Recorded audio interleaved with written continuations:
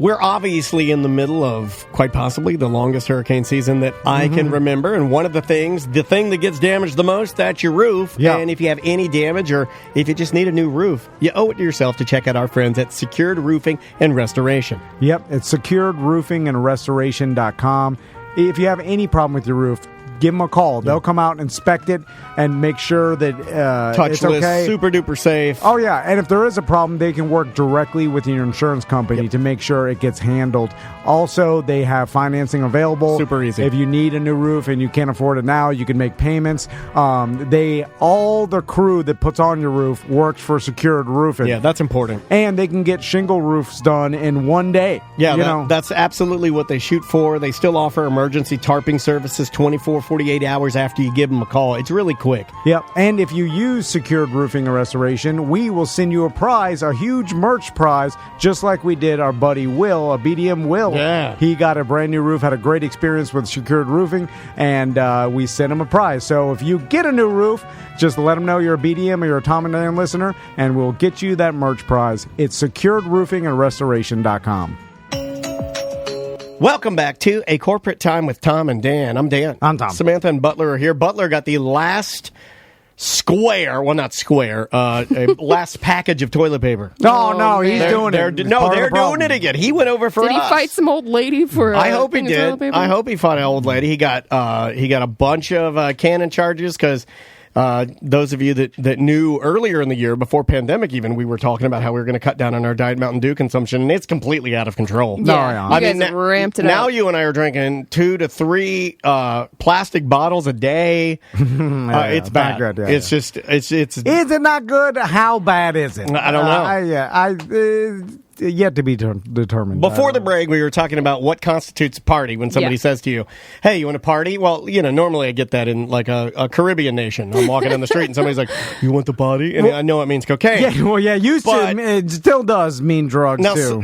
I said during the break, I told you guys that Samantha and her home and her husband, they have something that I believe is instrumental, pun intended, to having a party. Okay. I think you need, for a rock and roll party, having a musician room or an instrument room, it's good for parties. It is good for parties. Everybody in there, you got the guitars. Everybody's jamming. Yeah, jamming. Someone's got a tambourine. Yeah, a little Santeria. That's my worst nightmare. But it is. But I do feel like it's closer to party. You know, when I invite you guys over to come back as guests as Semantics, I'm going to make you guys jam with us. I hope we do. Oh, He's God. a bass player. I'll lead No, singer. You got a couple basses? I'm not a bass player. I don't know. But you can play bass. Yeah, but I couldn't play. You if can you- do it.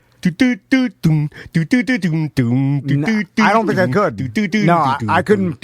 He's lost it just like he lost his skipping. You don't remember all your Sublime bass lines? No, I never learned Sublime. I'll teach them to you. They're easy. What'd you learn? Beer songs? Just just some goof. Yeah. And I don't think I could even play it. Like, I instantly got rid of that information once I knew I never needed it anymore. So I do not know how to do that anymore. I couldn't play any of those songs. Well, you could tippy tap on the drums. Yeah, but it's not. Is that a party? All That's right, no people party. are saying fire pits are essential. I have a fire pit as well. That's a good we one. We can have acoustic guitars around the fire pit. Oh God, that's not the whole one. Acoustic guitar around a fire pit. That's me drinking again, just listening to someone play Sublime. Can I ask a question? The fire. That's not a party. Okay, before we continue, I need to ask a question. It's for you two. That's a hangout. Okay? Are we trying to like bust out the fact that nothing is fun to you, or are we trying to determine what a party is? I'm trying to determine what. I can give you the definition of a party, Well, and it's everything we've been talking about, but you refuse to claim that it's a party. You want it to be like some kind of out of control. That's what I think. Well, no, here's what I mean. Maybe it would be easier if you gave us something that you think would be necessary to party. Because essential, yeah. I've given you music room, she's given you fire pit, and both of those you said are bags of S. Apparently, no. Well, I said like drinking games. And I'm not. That's a dancing and hangout. I playing get it. music. I get it. But I want to land my dart closer to the bullseye. So, give me an example of something that you think you would. You want like deem- frat party rager situation. But there has to be jumping. Jumping. All right. Okay. There has to Jump around, House of Pain. Okay, I'm in. It's got to be. What about like glow sticks? Oh my god! It's got to be like what you see in a stereotypical movie, Like the montage. movie Neighbors. Yeah, like when I want, when they show the clip of the Rager, and in that moment, like everybody's going crazy, drinking at the same time, jumping up and down. There's music. But that may happen here. I think I'm coming to the conclusion. Okay, I have something. I don't think the actual party actually exists for long periods of time. Like there may be glimpses of the party, but then it just goes to stand and drink. Okay, look at my screen. If you can look up there, I'm gonna copy this is an article that one of our BDMs, Amy, threw in the BDM page, and it's about New York nightlife and how they're saying that it all went underground during COVID. Yeah. So probably, I'm going to guess that it probably wasn't a good thing. But I'm going to go ahead and pull up there's the original picture, uncensored. Is that a party? Yeah, You can't put that on Twitch. I can't, but Yeah. Tom can So boobs describe out. it. Yes, yeah. You can describe If it. there's and nudity, party. Okay, you tell me. It's involved into the party. Okay. There doesn't have to be, but it better supports a party if there is. Okay, Okay. so this is That's young looks- people dancing. There's a Pioneer DJ booth there. There's a lady with her boobs out. There's another girl in a bikini top. Some girl has on sequin booty that's not shorts. me playing beer pong in Samantha's living room. That's It could be, living though. room. It could be. that is a party. Okay. Like, yeah. I Or at can't- least a picture of a party. Okay, I got you. So nudity automatically makes it a little more party-ish. When the nudity is spurred on by the party, it looks like they got nude because the party was so good. See what I'm saying? All right. Like, all right. Nelly, it's getting hot in here. well, Take off all your clothes. Right. it's, it used to be like when you couldn't control yourself anymore. The party was so good, you flashed your boobs, right? Like that was a Well, no, thing. Wait a second, the party was so good, No, you flashed that your happened. boobs? I'm with Tom a little bit, and You're it wasn't. like, yeah! It wasn't that it was You're so like, good. oh my God. I think it was a little bit of it being so good, and also a little bit that the party was so good, and everybody was having such a good time You that wanted you to had enhance it, yeah. increased the temperature of the room through just body heat and pure enjoyment. So then you have to start shedding pieces okay. of clothing in an attempt to, live your life a little bit, I was cool saying down. you wanted to enhance it by flashing your boobs and you're like, this is so good. Look at this, and then everyone's like, yeah. I can't control my genitals. It's like that. Oh, hold on. A party to me is when when Harlem Shake hits and it turns into when everybody starts going freaky. Yeah. That what they're doing. Let's start a reference to 2016. But when that moment of time, that's when the party's happening. I don't think maybe a prolonged party is impossible.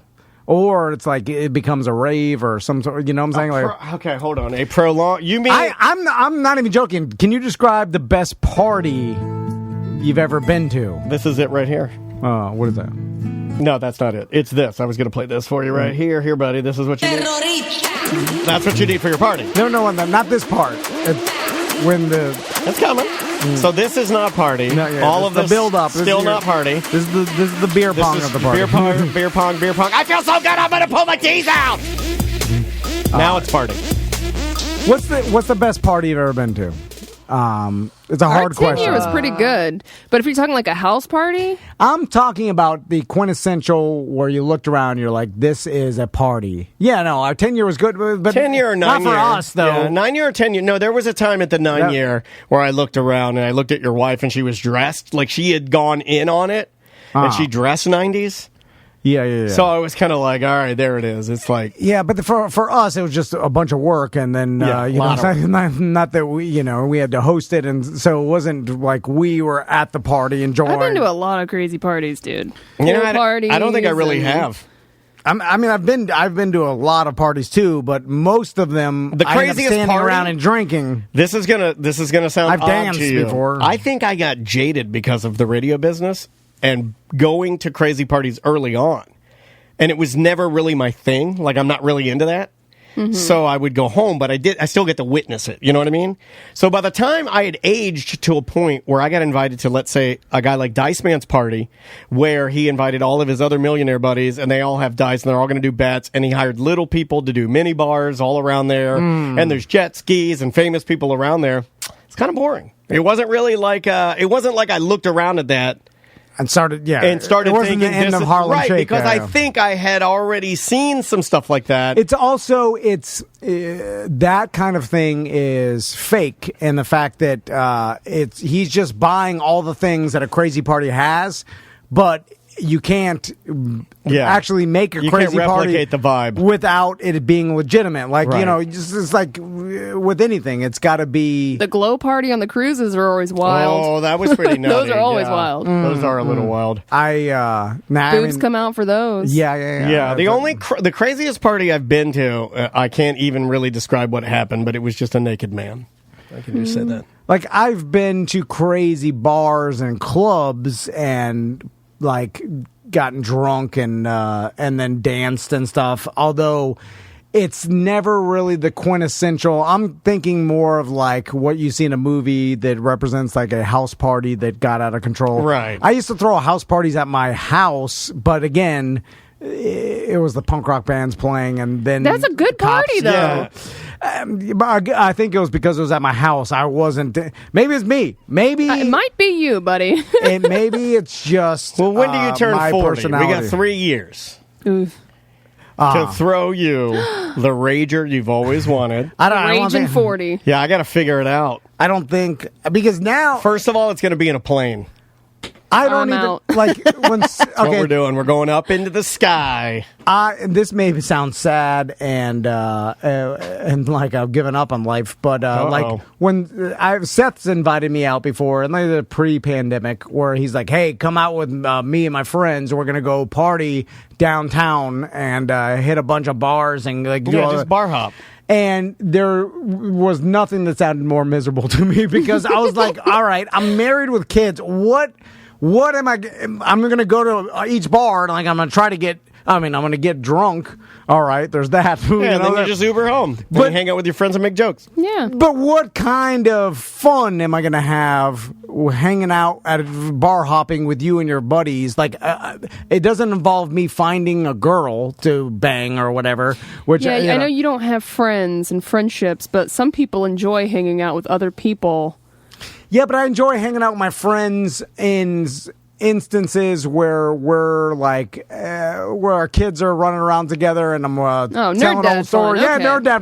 You're out of the party game. So That's drink it it. on the balcony That's side. fine. You're out of the party game. Because there were me and my friends out at a like loud, especially because I like talking to my friends. Yeah, you're not a dancer. I never understood. Like I remember my buddy Andres loves going out. I don't know. He probably doesn't now, but he used to love going to clubs. I think if he doesn't have the kids, he'll go out. And I remember a couple years ago, when the kids were real small, we left them. This is maybe before kids. He may have had a kids, but anyway, we went to a club. He wanted to. I think his wife's birthday, and they wanted to go to the South Beach Club, so we all agreed. And we went to this club. Those, it was like 11:30 to open. I was like 11:30. Yeah, you were like fish out of water. But you would not have it. But we went to this super it was the trendy club to be in, but it was more like a bar club, so it wasn't like what you would imagine a South Beach club. Okay. It was more of like they had a DJ, but then there was like a bar scene that there was like a hip bar scene or whatever.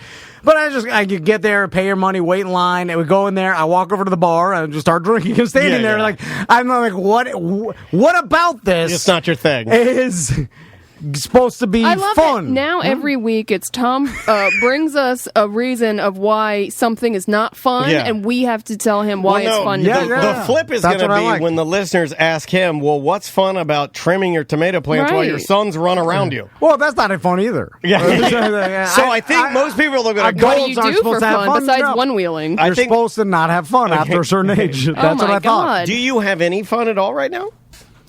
Well, depends on what what you mean by fun. I think it's okay. Do you have fun? No, but I'll tell you. But I don't know anybody out there. But the idea None of my fun friends is like getting the idea of Christmas and it being December and spending time with my family with the Christmas tree up and like the Santa Claus and the whole nine and baby Jesus and all of that. When I think of it, I go, oh, awesome! This is going to be fun. But then when I do it and I actually live it, Yeah, well, there's a psychology behind that. Ideas are fun, but there truly is. So I'm really trying to help you answer your question. Doing things are not fun. Like going to that Christmas thing we went to over the weekend. Yeah. I mean, I got in trouble, Sam. Mm-hmm. We went to Dazzling Lights, and I had pre-gamed with some, White Claw 70s. That's my favorite. Some Dazzling 70s. But then, no, they didn't have that there. They had full-fat White Claw. Ah. I haven't had full fat in a while, and I'd also, maybe tooting the pin. And I drank 3 full fats real fast.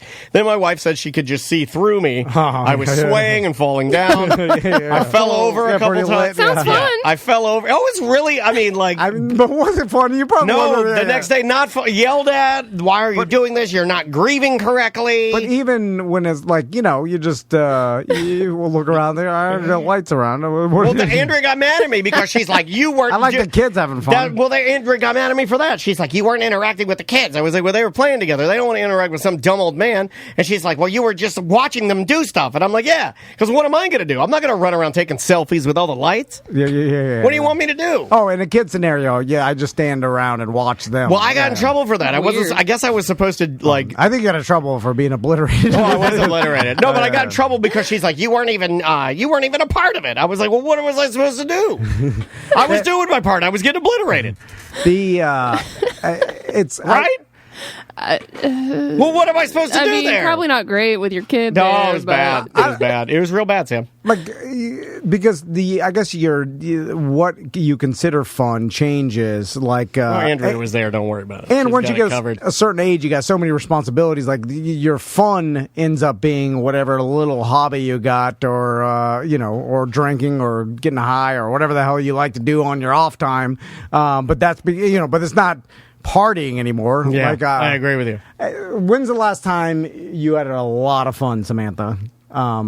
I had a lot of fun on Saturday recording my show, but I'm hanging out with my friends getting drunk. You have fun recording shows? What the hell? I mean, my show. That's insane. Not this show. She hadn't had fun on this show in years. Oh my God. I mean, this stopped being fun years ago. That's what it's supposed to. That's what I want. That's why written on the wall. What's it say up there? No fun allowed. Yeah. Everybody knows. But I bet you, if you ask anybody, when's the last time you had real fun?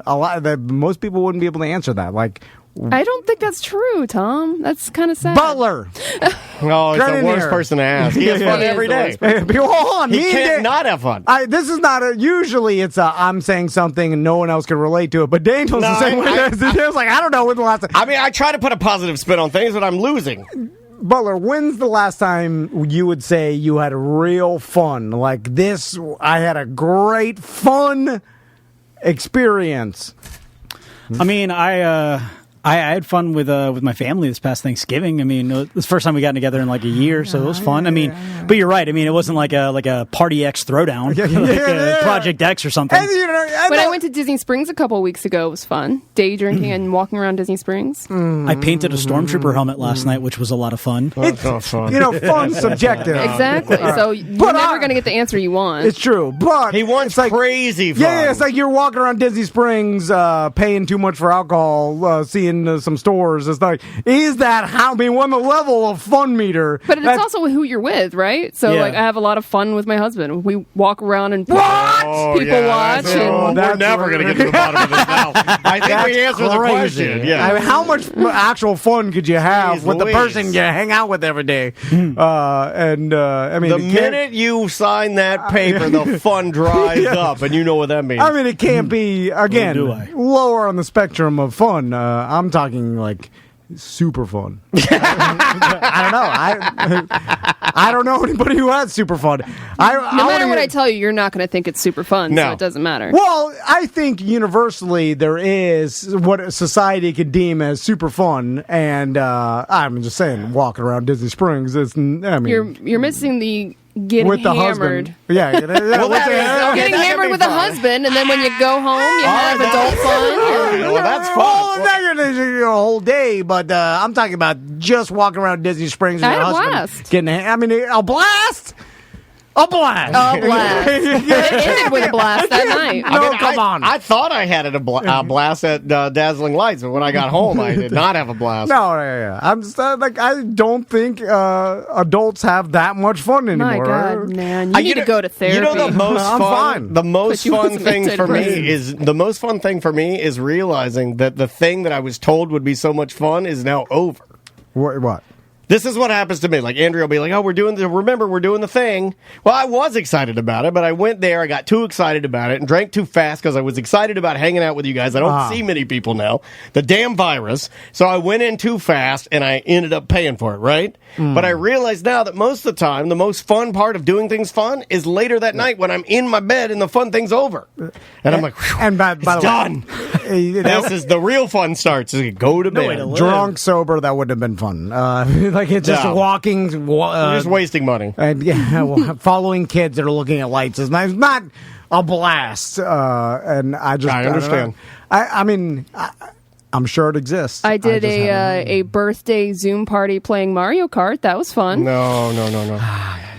Over Man, the if- weekend. How again? that's where we're at. If that's where a we're birthday at. Zoom party in Mario Kart. Now again, it's hard because it's subjective. So what your Mario level, Kart's fun, and when you're drinking with your friends that you can hang out with virtually because you can't see them in person, it's fun. Maybe I have at some point in my life seen a level 10 fun, and therefore I think that's what screwed you up. I deemed everything else Set less. the bar too high. Yeah, like I I've think. had to there's been Party burnout. Yeah, you're like the guy who thinks sex lives are like porno. I think he thinks the opposite of that, though. No, I think he now he thinks like real. Like when you say I'm having fun, he expects like porno level Right, fun. right, But what right. he's getting I'm is getting regular normal- relationship. We met each other in college fun, which yeah. is a little boring. Yeah. It's like if you've never been in first class before Yes. and you described your plane flight as like it was good, but you don't even know You have about no first class. idea So what how real could you fun is like. how could you gauge how good the flight was if Yeah. you've never seen the best that it could be? Exactly. 'Cause I've seen the best. I've been. You wanted the best. It's happening. It's happening. My sleeves blew off. All right. Bye. Welcome back to A Corporate Time with Tom and Dan. I'm Tom. I am Dan. It's time that we pork.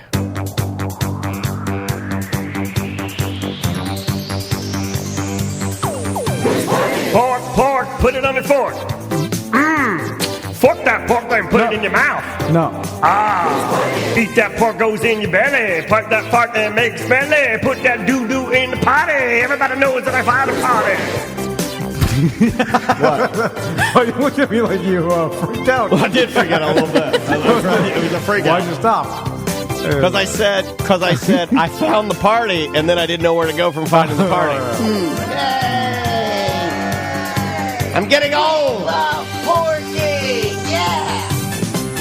Who's Porkin'? Brought to you by Porky's Barbecue right there in Apopka. If you want to get that smoked holiday ham, go. Oh, Your mama putting out clothes. Your mama sucked my mama in the nose. Did it hurt? what was that? Samantha Supposed to say no. Oh, Oh, Did it hurt? No. I'm not familiar with that. Oh, it's a. I think it's racist, right? It might be. I don't know. My goodness. It might be. Yeah, It might be. What was? that's old school DeLand. Well, what could All go right, wrong? Melvin Dewey. Well, what could go wrong? It was just a song you sang as you were marching in the Civil War. Harmless. So, all right, what do we got today? So no thanks to EJ for him ripping off my segment and doing a terrible job at it. I think he gets nervous, and so he half reads the details, and then we ask him, and then he'll be like, it's this. And he's like, He could make notes or something. I'm pretty sure Yeah. he half reads all the details of his stories. yeah. Because, wow, his tutor was Gore, so. So mark your calendars for this Sunday because All right. KFC has partnered up with Lifetime for a Lifetime original mini movie starring Mario Lopez. Is he just the star? Because I feel like you need a good female star, too. You I'm need not familiar with the female, but the movie is called A Recipe for Seduction, which I love. And it says, it follows a young heiress as she struggles to pick between a rich suitor selected by her mother and the new house chef, Harlan Sanders, who brings more than his 11 herbs and spices. Is his real name Harlan Sanders? Yeah. Okay. Now, is Colonel Sanders based on Off of an old plantation colonel? Yeah, but I'm saying, Are you asking in a weird He way? was a real person. Yeah, is Oh, he? was he? I thought it was just a character. He's real. What are you asking me if he was at all problematic?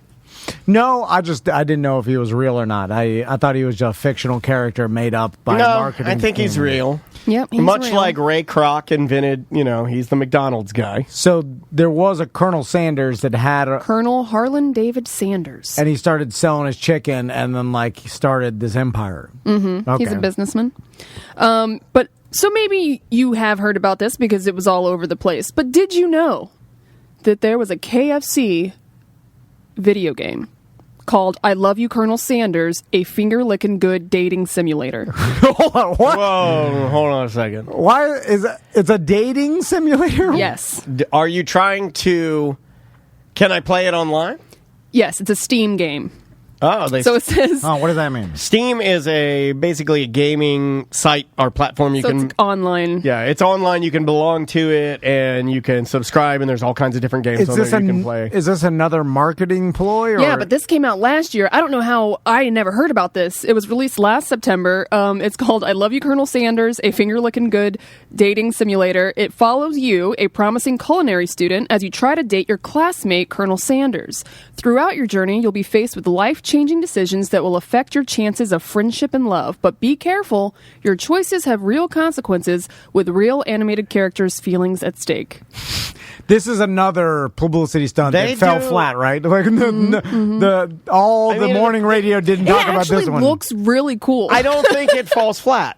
I don't, because I don't think... And Colonel Sanders is hot in this dating simulator. Yeah, I I'm don't saying. think it cost much probably to do. Yeah, you're right. Because You get it's some so full sale. weird. Yeah. And then you do it, and then think about this. It came out last year, and maybe it flopped then, but it's 2020, and because of this other Lifetime movie, we are now going back Yeah. and looking at their other failed attempts. So in theory, Dude, it really didn't fail. I feel like me and you, and if this doesn't work out, which obviously We could work it's not for going to. Kentucky Fried Chicken's marketing department. No, I feel like me and you could work in a marketing department and just come up with goofy Dumb idea, ideas yeah. like this. Well, we did it for Orlando City. yeah. And, We did. I mean, and it would be very easy for us because I feel like if me and you sat down and just got high, we can come up with Yeah. a whole year's work. And we dress like the 50 type ideas. of, we dress like the type of guys that, in order for us to be genius, we got to smoke weed and go sit on our beanbag.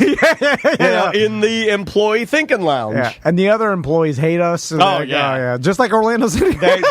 Yeah, they're Check out the graphics on this game. It's actually it looks good. Grandma, I'd play it. graphics. Yeah, You whatever. sound like Tom. No, Listen, listen, graphics. I'm taking over EJ. I'm a nerd. So All right, hold on. I love you. It's the most delicious dating simulator ever created.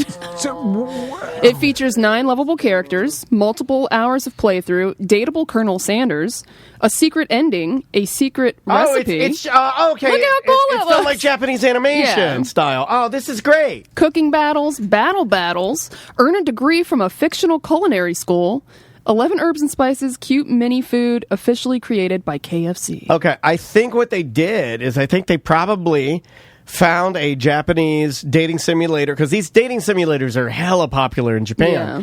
And you find a guy that writes this, and you just change the animation. The game's already built, cost them nothing. Great idea. Really good idea. although what I meant by fall flat is I didn't hear about I this. didn't either, So but it's- maybe it wasn't marketed to us. Maybe it was marketed I in can play the video. Well, I think Here, you want a little bit? just like the Mario Lopez mini movie, these things are done so that news and morning shows across the country talk about it as subject. Oh my God, I'm sorry. Yes. Free publicity.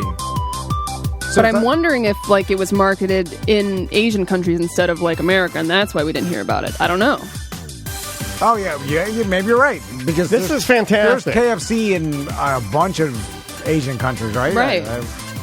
This I is kind of want to play this. apparently KFC is mega huge in Japan, according to Brock BDM in our Twitch chat room. Oh, okay. So this could be a Japanese marketing. This is Awesome. He says anything for a fellowship. I'm playing this hot, tonight. right? I'm playing a hot Colonel Sanders Steam game tonight. Now, Not bad. What are dating games? It's like you go in there. It's basically like a role playing simulator, like a puzzle game, and like you go this way or this way. yeah, it's a choose your own adventure dating simulator, and they're very popular. I found a few of them on iPhone.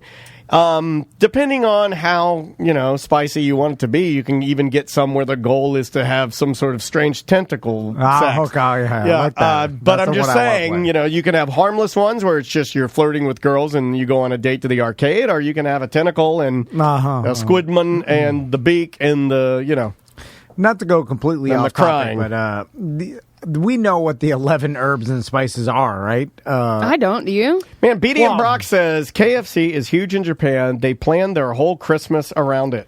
Is that true?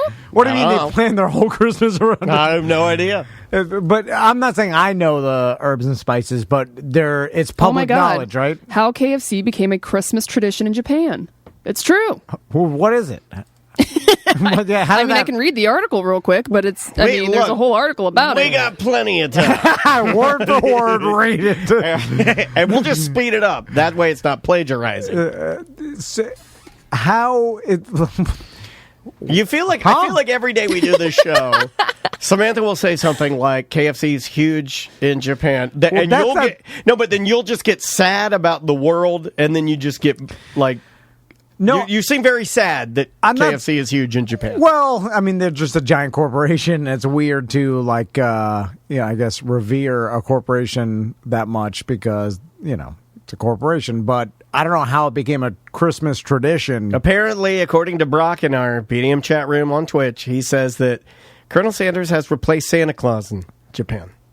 Really? No, you're making that up. Look how sad you look. It says KFC's Christmas promotion was the brainchild of Takeshi Okawara, who managed the first KFC restaurant in Japan. He would go on to become the CEO of the KFC Japan from 1984 to 2002. Wow, that's a long run. Just a few months after the first KFC opened in Japan in 1970, he had the idea to sell a Christmas party barrel inspired by the elaborate American turkey dinner, but with fried chicken instead of turkey. So he did basically like a Christmas campaign to make it look like this is what you eat for, your holiday meal. Okay, And it worked. While you're BSing, a barrel of fried chicken for Christmas and that's not a bad thing. Yeah. It's not bad And at all. How big of a holiday is Christmas in Japan? I'm just ignorant to it. Is it as popular? Can't be. And it says since only Probably about 1 majority to Christians. 2% of the Japanese population is the country didn't have many established Christmas traditions, so they kind of created a Christmas okay. tradition That's because so most of them dope. don't even celebrate Christmas. That would be so fun to go to Japan for Christmas and just have KFC and party with them all Well, Christmas. KFC helped build a secular commercial traditions with the simple message, at Christmas, you eat chicken.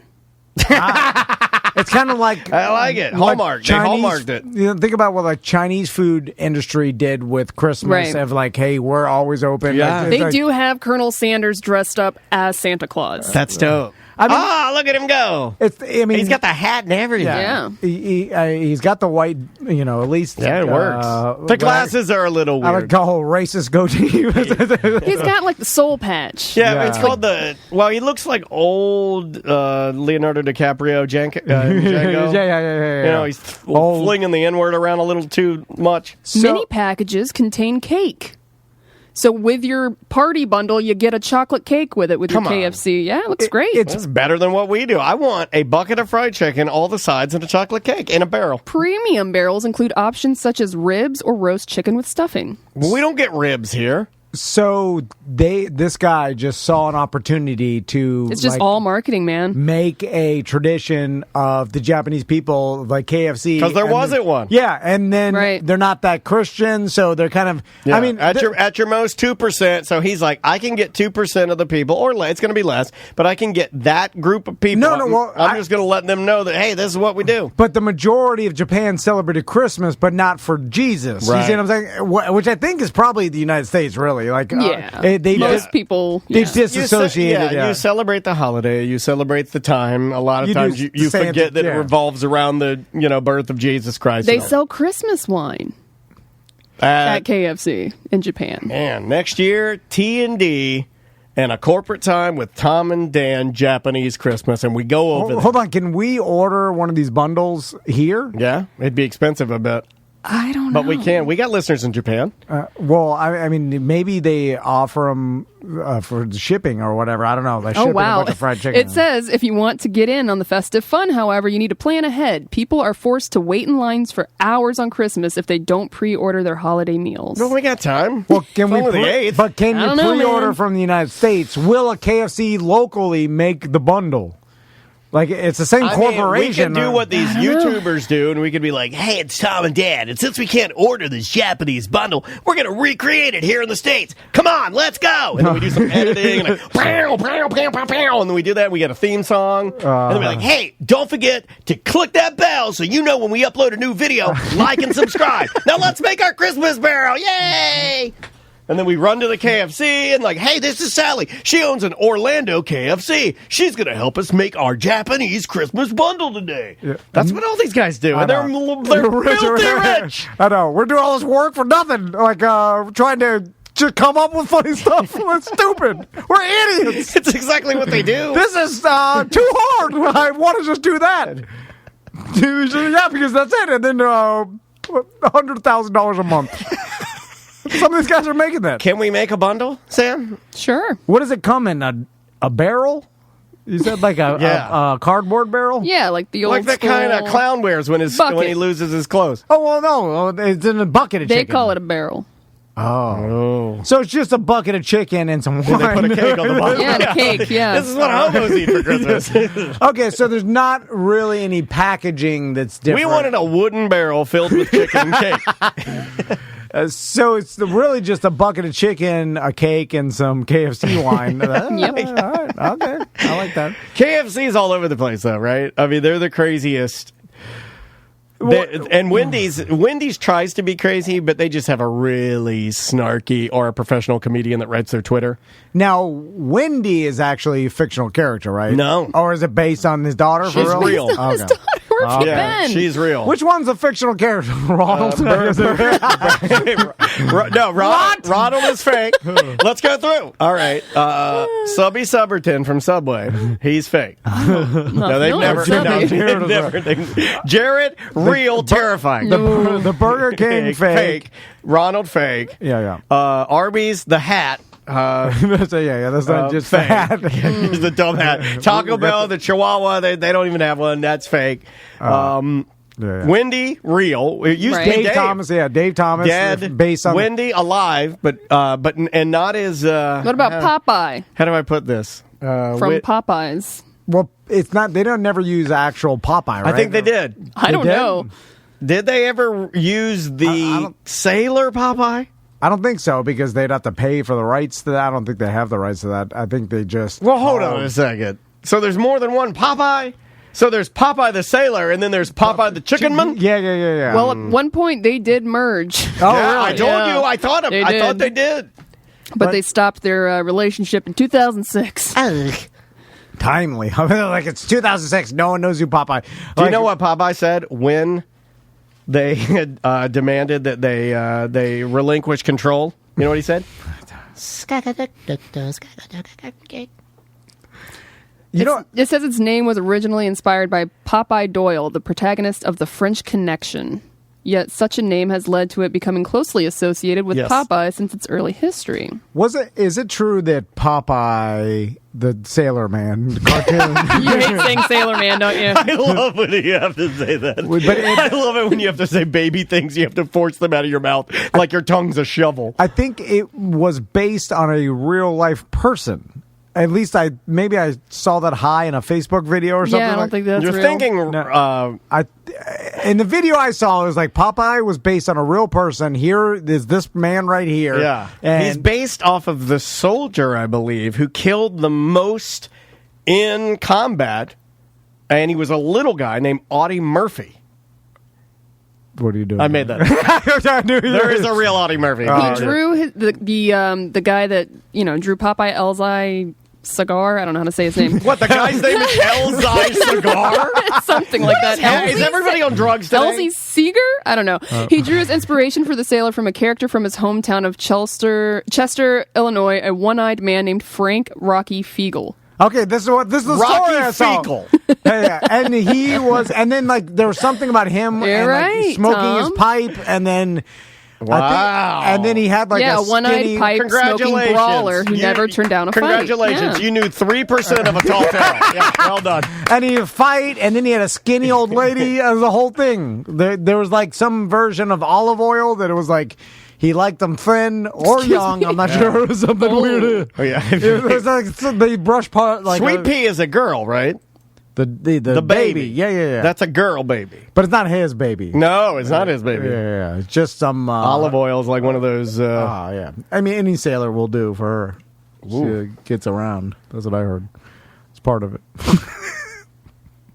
Well, she was still sort of dating Brutus, who had two names. There was that big fat guy with the beard Right. that always gets in a fight with Popeye because they're fighting Yeah. over olive oil. His name is either Bluto, Bluto. or yeah. Brutus. He has two names. I never heard Brutus. Yeah, he has two Bluto. names. That one I know. Then there's the high cheeseburger guy. That's Wimpy. Wimpy, yeah. So, And then you have the Is he real? Is then you Wimpy have real? then you have that huge Alice the Goon. Look up Alice the Goon because she's like some sort of tall, needs mental help woman who is really strong, like an Amazon like strong special lady? needs Oh. Amazon. and her name was Alice the Goon. I'm True, telling you. yeah. Yeah, I Hold on, know what, this because what was Alice the Goon? I never she heard was of an it. Amazon, like a. She is a goon, a member of the tribe of strange humanoids that live on Goon Island. There and you she go. serves as the leader of her people. Yeah, and she is not the man. She's not a woman of many words. She's just big and strong. Okay, and then she, from Goon Island. From Goon Island, yeah. What are we doing? And then was I right about Brutus and Bluto? Same guy, Yes. right? Yeah, same name, or same guy, but different name. Brutus, Bluto. They changed it with the wind. And Popeye and olive oil. Well, Brutus would steal olive oil away from Popeye, right? So there was like a weird rape thing. Yeah. Yeah, it's all weird. It was all weird. And he'd be under his breath, like Bluto would like physically grab her and run down the street, and he'd be like, Yeah. This guy's real Alzheimer's. And then he'd eat the spinach and super and he'd get strength. big Yeah. arms. And then he'd go down there and he'd punch that fat ass and take his girl back. Yeah. And his whoever her baby was. Although the size of your forearms wouldn't really translate into punching Be strength. hard to punch. Yeah. You'd have to. You have to whip them. You'd have to gorilla whip them. Yeah. It would just you would have a great grip strength, but punching comes from your hips and your. It's a rotation. Yeah. The power comes from your like. And that back guy's and hips. big. I feel like if he just laid on Popeye, what's the big idea? Like he couldn't get out or anything. Well, yeah. I think we did a lot of bad there. That was a lot of bad. I don't know what we did. I don't even know I where think we we started. can all agree that Popeye is the worst cartoon. Yes, Yeah, It's it wasn't horrible. great. It's dumb. It's So not can we good. have a KFC party for our Christmas Oh. party this year? Yeah. Yes. All right. Have we decided if we are going to do the age? Oh, we only did it one time. We did a holiday dinner. Was it last year or 2 It was years 2 ago? years ago, I 2 believe. year ago, we did a holiday dinner. Of a company. Yeah, where That didn't last long. We went to Manny's Chop House, which was a disaster. I don't know why we went there. I loved it. And we invited Butler's wife, and he must have told her it was like a Fancy town. Playboy party because she was dressed like in all white satin. She wonder what great. Butler told Butler's her. wife came down a staircase and looked as if Celine Dion had made her second outfit change and was about to go into the Titanic song. She looked like $1 million. My wife's got on some old bulldog ass yoga pants. Your wife's got a baseball hat on. Yeah. We're just dressed like we do the show. Yeah, I had on this. Tony, though. Tony had on a Hawaiian shirt, jet black hair. Slicked back. It's a wine Dracula. and then He sucked the blood out of And his then prime I rib. think- I think Butler told his wife we were going to like a fancy steak restaurant, which I may have told him because I didn't Oh, know my it. God. Well, I Manny's didn't is know- a fancy steak restaurant, but they have like a Yeah, this but it's was like the one in family- Pulp It's Fiction. kitschy, He's- yeah. he's Yeah, this is like dancing. a family version. Yeah, it's a boy and they're eating in a car. Yeah, like Butler Butler ordered the onion rings, the never-ending onion rings, and they hit a gong. And then they came out, and they're singing a song. And then Tom signing our Christmas cards in the bathroom. Yeah, and they Butler got walks pee-pee in on the on them. envelopes. Oh. Well, it wasn't pee-pee. He did that move where he set the envelopes on top of the urinal where the flush thing is, and it was leaking, so it got some of the urinal leak on the envelope. So I dried it off, but it didn't Why look was I like setting the checks in the bathroom? Because you're a mess. Yeah. Well, my wife gave them to me because I had the checks. Oh yeah, then you stuck them to me. And then I stuck them to you, and you didn't want to sign them at the table, so you ran to the bathroom and you peed all over the envelopes. And didn't I stand up and start giving a speech? Yeah. We told the waiter it was your birthday. That was an awkward. What the hell are we doing? I don't know. Why do we try to do that? Why did we try to have a business dinner? Stick to doing nothing. Just give us the KFC party barrel and call it a day. Now, does that We're mean not anything? good I enough want to for know a from business center. I want to know from the listeners listening right now, 1-844-TOMNDAN, or leave us a mediocre message on our app. Just search for Mediocre Time. And our Twitch chat room, twitch.tv/TomAndDaleLive. Does that matter to you? If your boss everybody invites you to hates the that. end of the year dinner, would you rather the boss something minuscule, if he just handed you a $20 bill, which is not a ton of money, but honestly, hey, it's $20, right? So we paid for the dinner, like a 2-night steak dinner at that place. What is it, like 80 with drinks, $85 for two or whatever like that. Yeah. If you would have rather had the $85. Yeah. No, but I'm saying less. I'm saying because you got to factor in because I want to make some money back for the company. Oh, okay, yeah. So we won't do it. You can either go to dinner with the Hawaiian vampire. You can have the never-ending onion rings. You can have the embarrassment of Butler's I'll wife have who your doesn't pee-pee want to. checks. Yeah, you can have some checks, the whole nine, or we will just give you $20 and we'll never talk about this ever again, and we'll see you after January. Yeah, I think most employees would take the $20 cash and just. It's got to be a low amount. It can't be $85 because, of course, everybody's going to say $85. I'll stay at home. Yeah. It's got to. You got to have a. Yeah, because you're like, it's not worth the hassle and the whatever, the embarrassment and the and the awkwardness of whatever is going to transpire. It cannot not be awkward. I'm involved. Most people are exactly right. They hate the dinner. Ghost of Manute Bull in our Twitch chat room. My boss leaves an Amazon gift card on the desk and leaves early for the day before our Christmas break. I'd be more mad if he took me out for steak and I had to do that during my personal time. Yeah. That's a great answer. It's a great answer. You know who does these type of things? Like Michael Scott and Michael Scott type of people. But you are. I don't think you understand. Okay, yeah. I understand. And if you're Michael Scott, or Spot, I'm Kevin, and I just spilled the chili everywhere. I'm going to get you a world's greatest boss mug. It's because you're like, you know what, everybody like a dinner, and I'll pay for it, so everybody thanks me, and maybe you do. We're going to give the awards. Daniel's song, he won a Dundee. You only do it for yourself. Like, you're not doing it for anybody but you want, and then you want everybody to thank, like, oh, thanks for a steak dinner, but it's now good. Everybody's miserable. Were you or were you not? Sitting in front of you right now, is there not a pencil and a list of your Dundies? Sir? Well, we are doing coincidentally awards. Coincidentally. You know what? Yeah. And are we or are we not having drinks after we do our awards Friday show at Applebee's? All right, Ooh, that's going true. to Applebee's. Yeah, I do Club have Applebee's. to make Club a Bees. quick stop to a high school where I promised all of us kids scholarships to. I gotta go explain that. Hey, mediocre. What you gotta do? What you gotta do? Podcast dreams come true.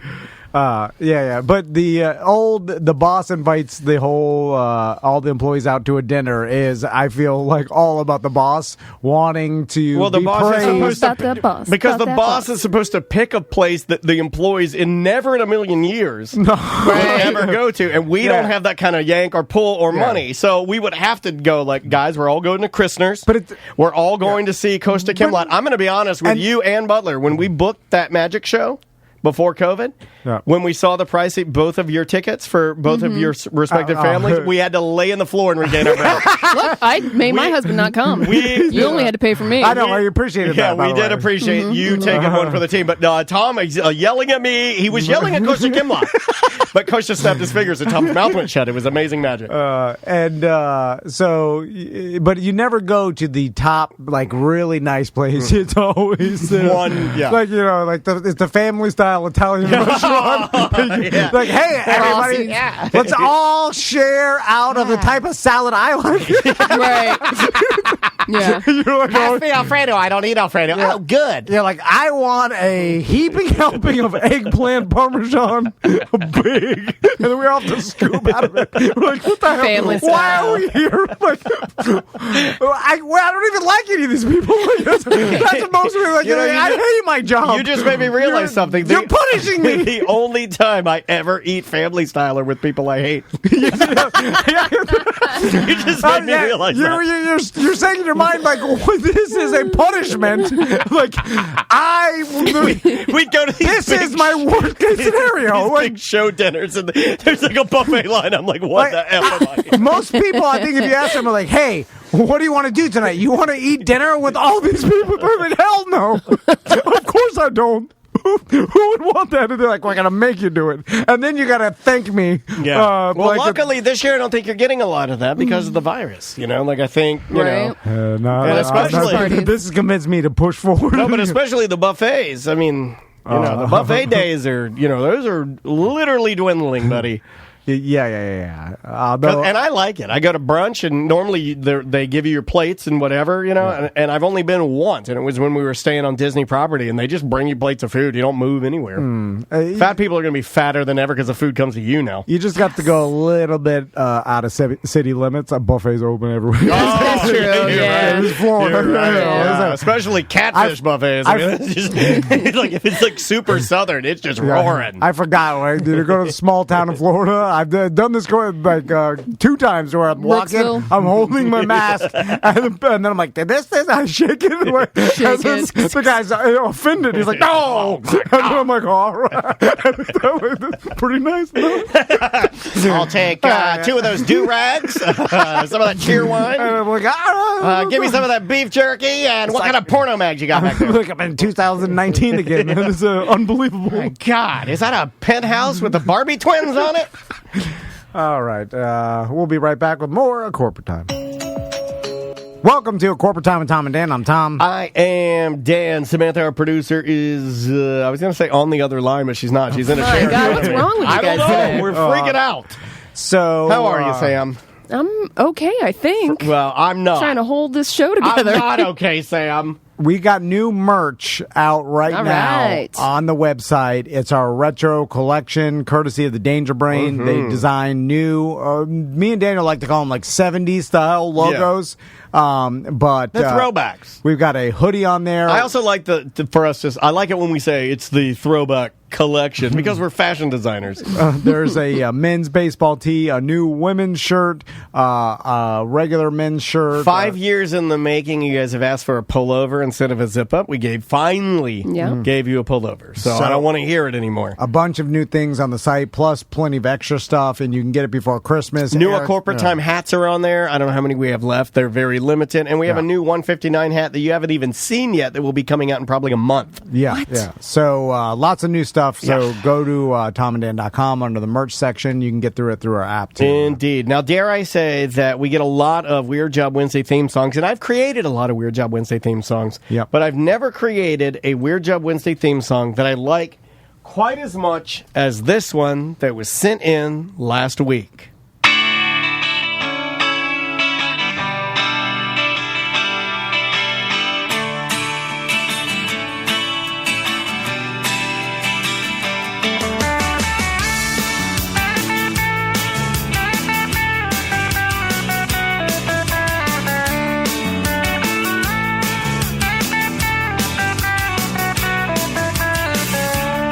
Tom had a crazy idea. Oh, for a brand new Tom and Dan bit. Whoa, whoa. But Daniel totally loved it. Whoa, whoa. But Thomas said that would just Tom and his Weird Job Wednesday. Tom.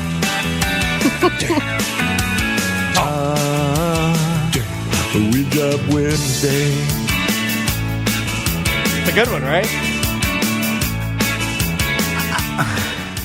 I'm leaning towards the worst thing I've ever heard. Oh my God. my God! I don't know.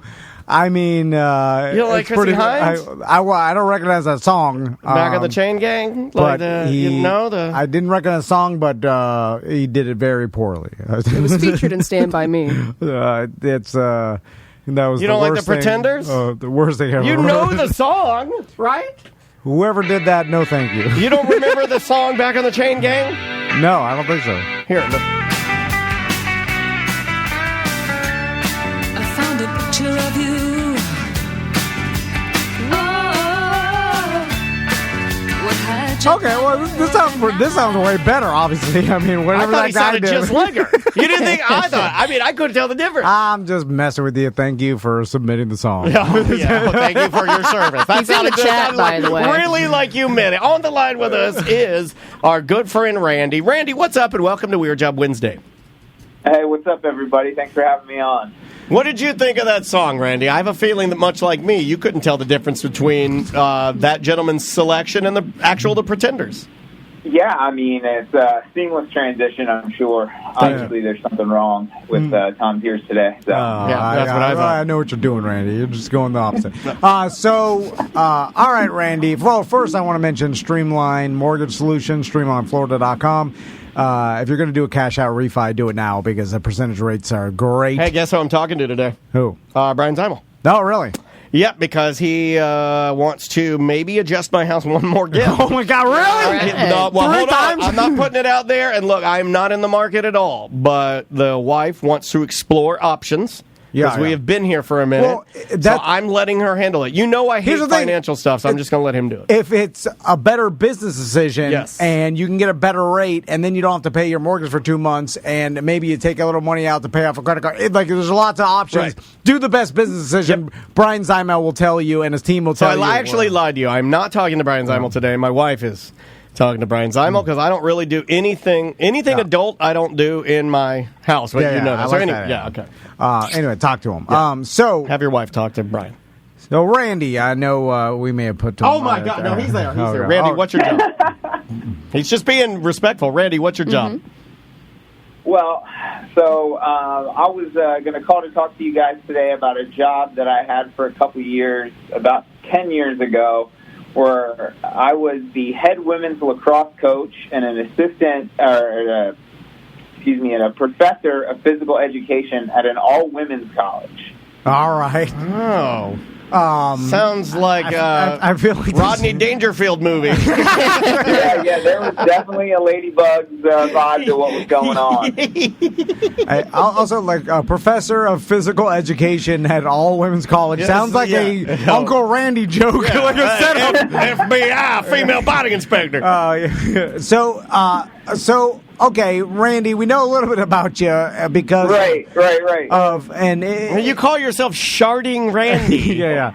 And Randy did win Shark Week 2019. He was a runner-up for 2020. It only took us 3 years to get him a trophy. And if you're a BDM, you can check out those shows. But because of those shows and your stories, I know that, you weren't the most athletic child growing up. So how did you come he about was Big Fat Randy, wasn't he? being Right. a physical education professor and a lacrosse coach? And let me ask you one thing, because the chat room has our Twitch chat room, twitch.tv/TomandDanLive. They have a bet. Tom, do you know what Ladybugs is? The movie Ladybugs? How dare you? Of course I know Ladybugs. It's one of Dangerfield's best work, What was he? portraying a coach to a women's soccer team. Okay, good. Okay. All right, you lose. You Take lose. that! Who said that? Norm? He's my no. arch enemy now. No, it was Gatorbone. Oh, Gatorbone. Oh, you and Norm. You'll get Yeah, it. you're on the... Okay, Randy, continue. So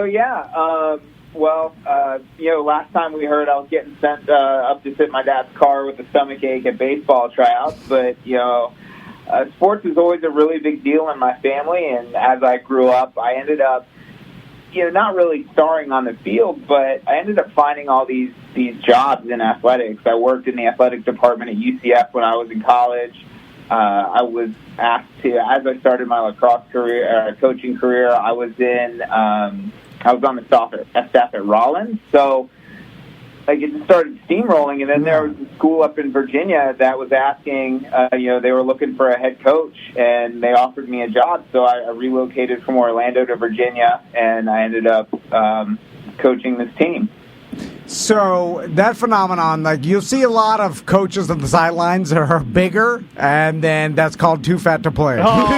So you like sports, too fat to play, coach. Sorry, Randy, but also, this also smacks of Ted Lasso porno. Like you go, you're the head coach of a ladies lacrosse team. Do you know? Like, are you a fan of lacrosse? Do you know the ins and outs? Yeah. Because I assume. Do you even know what the tools they use are called?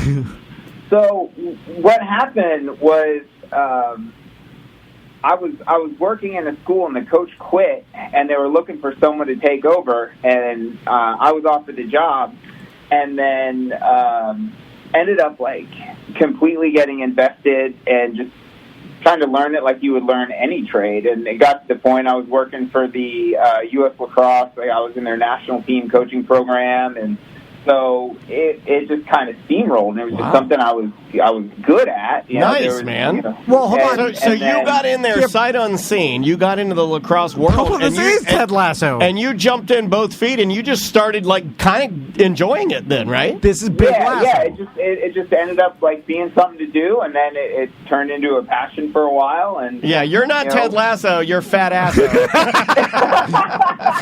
All right, I'll be right back. I can go take a poo-poo. Hold on, Randy. So, wait a minute.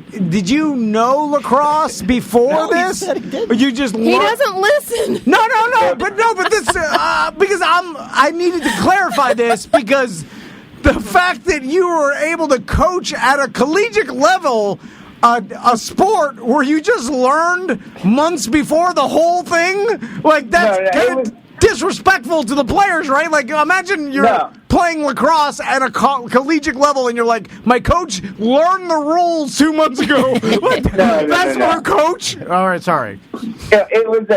I will say this: the first game I ever coached was also the first game I ever saw start to finish.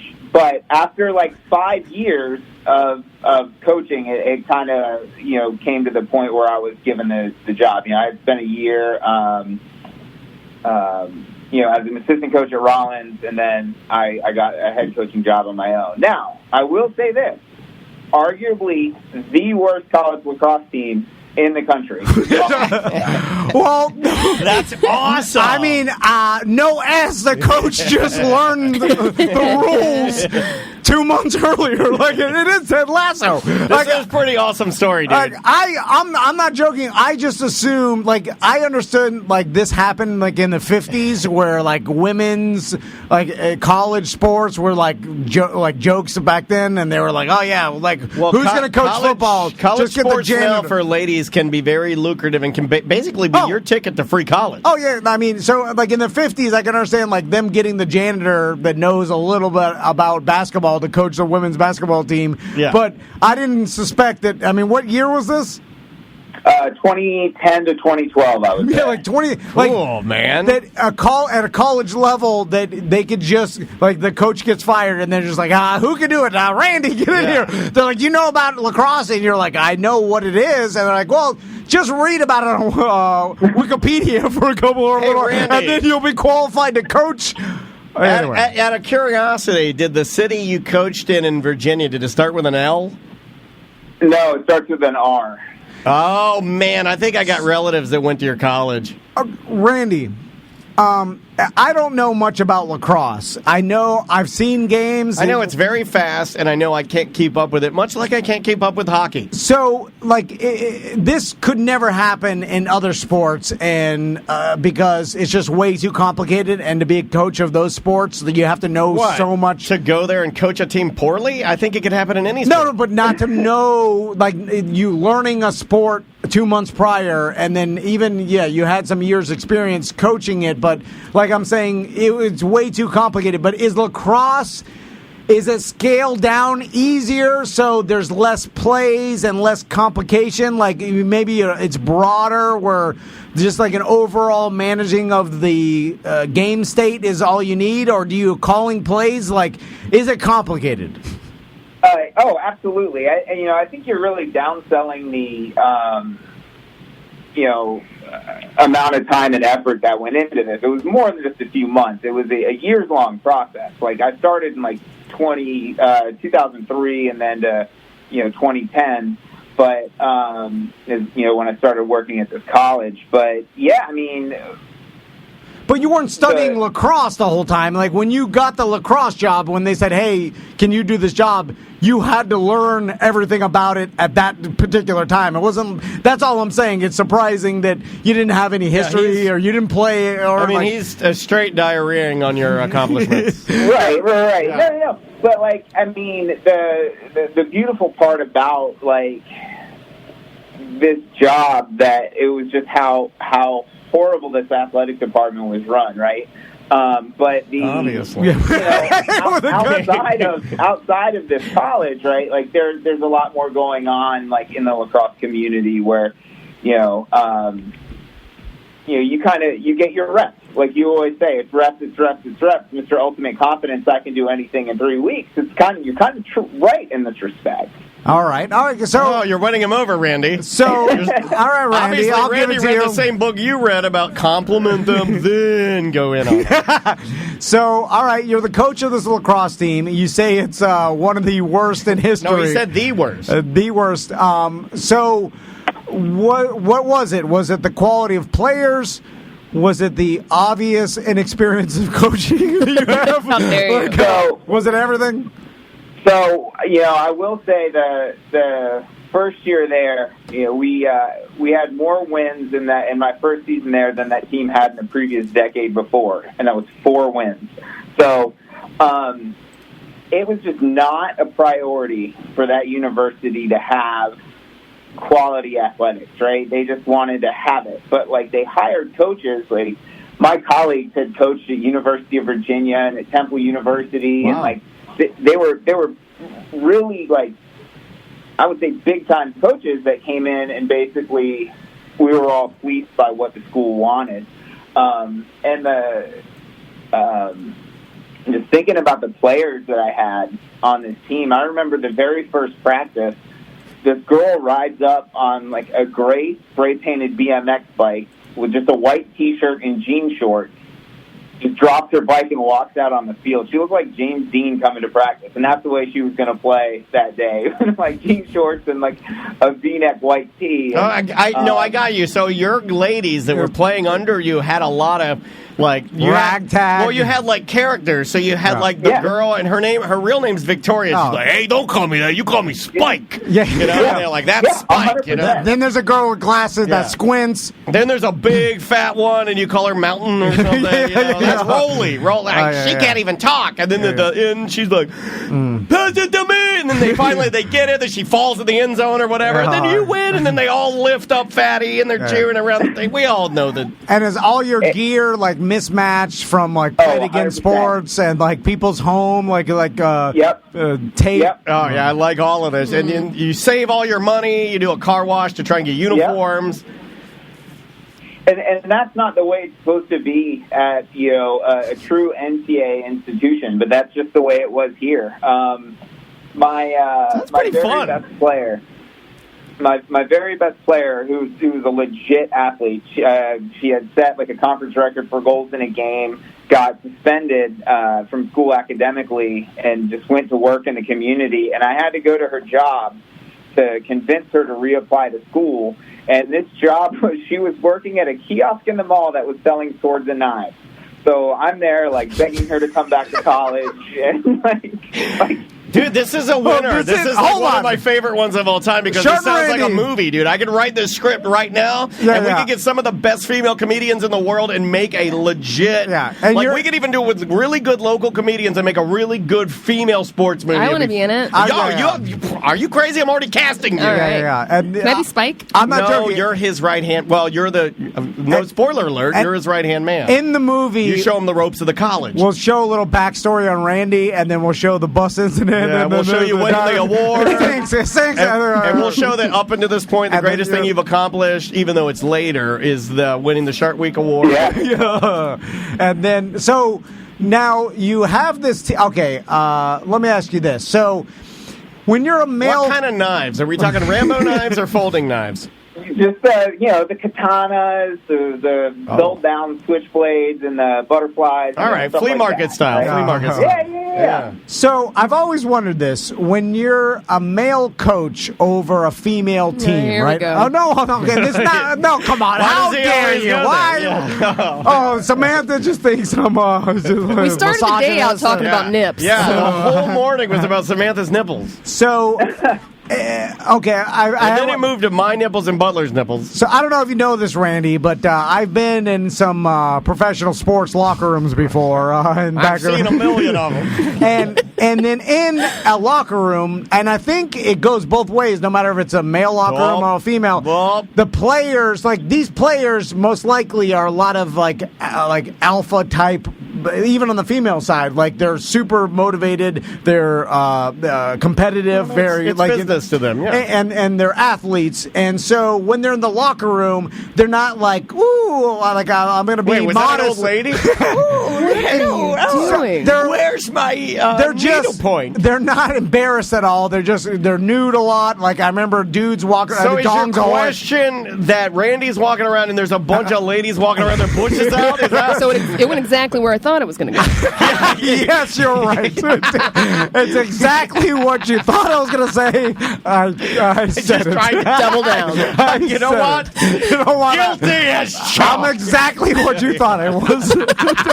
Nothing more, nothing less. I am's what I am. So here I am. Judge me if you will. like, did you ever have a problem where you're like in the locker room and then like they pulling their tees out because they don't care about being nude because they're like, whatever, I'm an athlete, I'm not, whatever.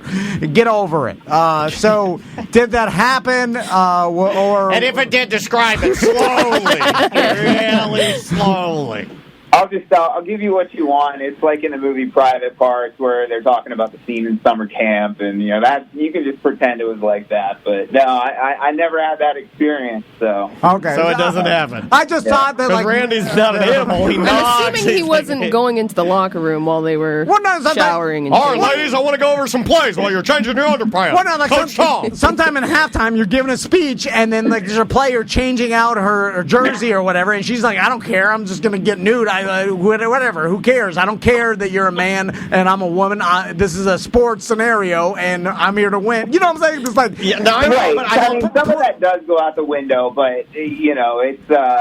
I mean, for the most part, you're an academic institution. You got to keep it above board. So, okay. So next question. I assume that some of these players have been playing lacrosse all their lives, like even when they were kids or whatever. And did any of them were like teach you about the sport, or did they know that you had limited experience going into this? Oh, you mean like kind of was like there an in open Ted Lasso, Beard plays kind of like the guy who knows a little bit more and can steer the ship. And they knew he didn't know that much, but he was a good coach. He's also a wonderful motivator and a good person, which I think in a lot of ways gives you maybe somewhere in the coaching land. And in the premise of Ted Lasso, it was kind of believable that you could maybe pull off being a head coach of a soccer team because there's a lot of on-field the adjustments. players have a lot of knowledge. And so not like the NFL where literally the coach or the offensive coordinator calling plays. Yeah. Now, there are some coaches, even in the higher-ups, like college, that are like a Bobby Bowden, who's more of a figurehead, and he's kind of overall... Yeah, he's the patriarch, yeah. But everybody else is calling plays. I hate saying this, but even like old Joe Pa, it's like you get these guys that are like larger-than-life motivators. So did you have an assistant, Randy, that was telling you about lacrosse rules and what you should do, and you were kind of game managing, for lack of a better term? So I mean, I took a real academic approach to it, and I learned a lot of the tricks of the trade, and learn how to play the game now. So what I would do is, maybe not at this school, but with other teams where people were superior athletes. Like I coached some players that went on, to win NCAA national championships, and people who played Division I at like ACC schools and stuff like that. Now, what I would do is, I would study and I would learn tricks, and I would like, hey, here's something that you can try out.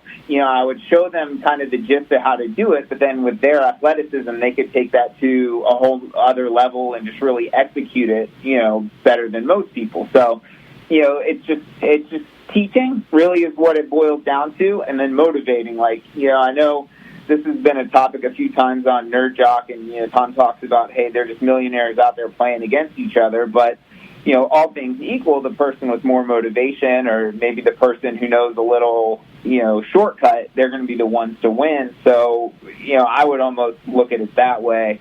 And then things come with time. You learn strategy over time, you learn situations over time, and things tend to repeat themselves. So you're like, okay, well, last time this happened, I messed up by doing X, so this time I'm going to do Y. Oh, there you go. Look, we got the win, we scored the goal, whatever, and then so you just continue on that path. So, Randy, when you're the coach of an all-time bad team, and I've wondered this too in the coaching perspective, it's like, but it's hard to find a coach. I mean, are we a team here? Oh, yeah. Someone say no. Our team.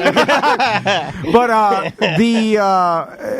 when you does everybody know how bad you are, and do you go into the game? Because I'm serious, like I always wonder, like I guess on the when NFL, you guys played the best team, what was the vibe like? Or like any team you know is better. Like, did you all go into it talking about we're probably going to lose this, but we're going to play as hard as we can? Or like how do you go into knowing you're probably going to lose a game for sure, 100%? Right.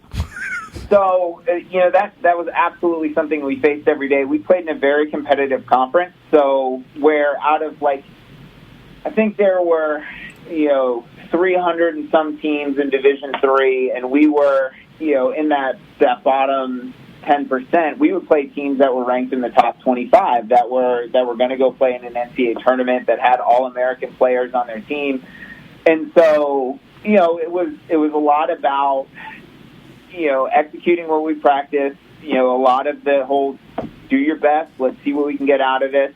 The other teams that we did play, they would just flat out say, this is going to be a practice for us, right? Like they would come in and maybe put stipulations on themselves, like we're going to play really hard till we get up by 10, and then we're going to, practice the play that we're going to use next week against another team, or we're going to limit our best players to score 3 goals a game and stuff like that. So there was a lot of respect in that, but then there were some certain teams that would take a chance to really just try to embarrass you or clown you a little bit. They would start shooting behind the back or between the legs and stuff like that, and then I like that. And then you kind of stop playing for the spirit of the game, and it was tough, but it was. I like in any sport when the other team starts globetrottering you, start pouring the fake water in your head, and you're like, "Oh, they're so much better." I remember we got beat one time by another team early on when I was a little kid in Pee Wee soccer, doing 18-0. Oh yeah. And they were doing all kinds of crazy stuff. And I think I just started walking to my mom and dad, off the field, during the game. I just started walking to them because it was terrible. So when you went to the Star Players knife kiosk, did she come back? She came back for a short amount of time, but she did not play a second season. No. That was the knife game is too lucrative, Yeah, but I will tell you, this is puts a lot of confidence going into a game. My goalie, we were on the bus to a game, and she was reading her tarot cards to see if we were going to win today, and then she explained to me that we were going to lose, and I shouldn't be mad because that's what the tarot cards said. So. Well, that's comforting as a coach. Yeah, it's good. Now, that's a great assistant coach. Randy, what was your best win? And even if there's no actual wins, was there any scenario where, bad teams, they could play well against a good team for a little bit, and then people are like, whoa, that was pretty good. And then they take away, all right, even though we lost the game, we played competitively, and we looked good, so we'll take it away. We'll take that as... That's a victory, sure. Yeah. Was there any of that? Yeah, and in some instances, that is a big deal for the kids playing the game, to know that they hung with someone they've never beat before, or to beat a team we never played. When I was at that school, I think the biggest win, there was another all-women's college out of Atlanta, and their coach was just a real know-it-all, scheduled the game with me thinking it was going to be an easy win, a lot of talking down, a lot of like unsolicited advice, and we whooped them. And so I really enjoyed that. I think that's kind of where we capped out as a team with, playing teams that were similar to us and how they were made up.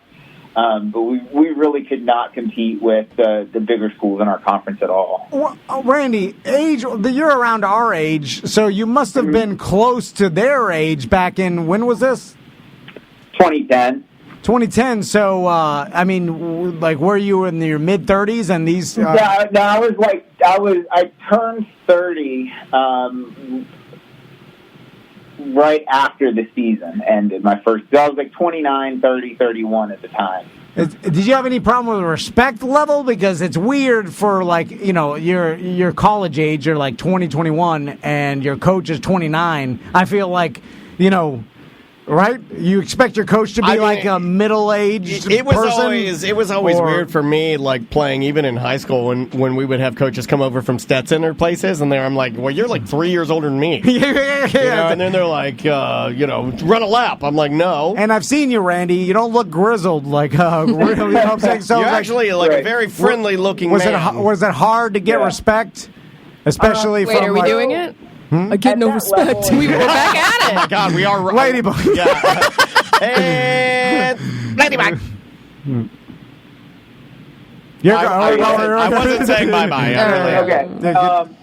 So that's an entry-level position. A lot of the peers across the teams that we played were also younger, stepping stone. You go up in division, and so it wasn't out of the norm. But there's a relatability there, so you're not too far removed experiencing the same experiences. You can have honest conversations. And I think, again, with the respect, it's a lot of just relationships. But, in any job, they say, there's going to be a group of people who just don't like you and, don't want to listen to what you have to say, personality clashes and whatnot. So, sure. That was always difficult to navigate, and trying to keep those people away from the people who might, have mixed opinions about you. So, well, what does a coach who absolutely sees no bush in the locker room and has the worst Bad News Bears-styled team of collegiate lacrosse players you could ever assemble, what does one make doing that? So my base salary there was $35.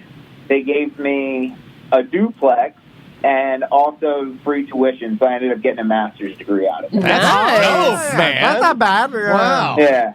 I expected way less. Me too. I thought that they would use more of the tuition trade and be like, this is just like $15,000, but we'll give you a free tuition, which is worth it. So 30 a duplex, That's free nice. He got his master's, and you didn't even get a little hair out the side of the underwear.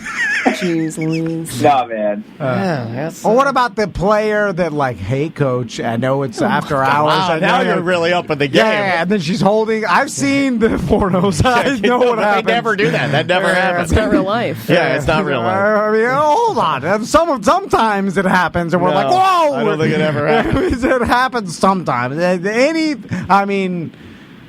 Nothing.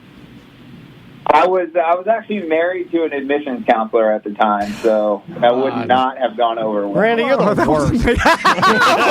That wasn't a question. I'm just saying, maybe Did they hit on you or flirt with you? Because maybe the play, there's a coach. A little extra play time. Maybe she comes out only wearing 2 wickets on her breast. She grew up on the wrong side of the track. She looked at you like a father. I'm sick of working at the ninth store. Take me away, Randy, with your starting ways. Yeah. You're like a father figure. The all women's colleges, they attract a very particular type of student. So maybe they were more interested in my wife than they were in me. How dare you. That's what I assumed, but I didn't say it because I didn't know that, nor do I understand what you're inferring. So I assume the truth. either. I have no idea what this gentleman... I had no idea what he's talking about. All right, Randy. Well, thanks for being involved. Are you still married to the same admissions lady? Oh, no. That ended horribly. Wait, let's hear about Hold on this. a second. We got time to kill. What happened? Yeah, what happened? What'd you do? You get caught looking, peeking at the windows? No, man. Just, you know what? Tom will see soon enough. He'll learn. He's just not going to kill you in the parking lot. I know what that means. I've heard people say that before. He's like, you'll learn. Tell I me. blow your head off in a Big Lots parking lot. I don't think I'm learning anything. He's not, so you might need to tell him. You haven't learned anything in the, I don't know, I've known you 20 years. I think you've stopped learning. You're leaking learning. Yeah. Okay. And now Randy, he's going to kill you. Yeah. So is it better? Is it better on the other side, Randy? I did What, after you get divorced from a crow? Is that what he's saying? Yeah, because it doesn't seem like you're really partying it up. Yeah, Randy, what are you doing? What are you doing post-crow?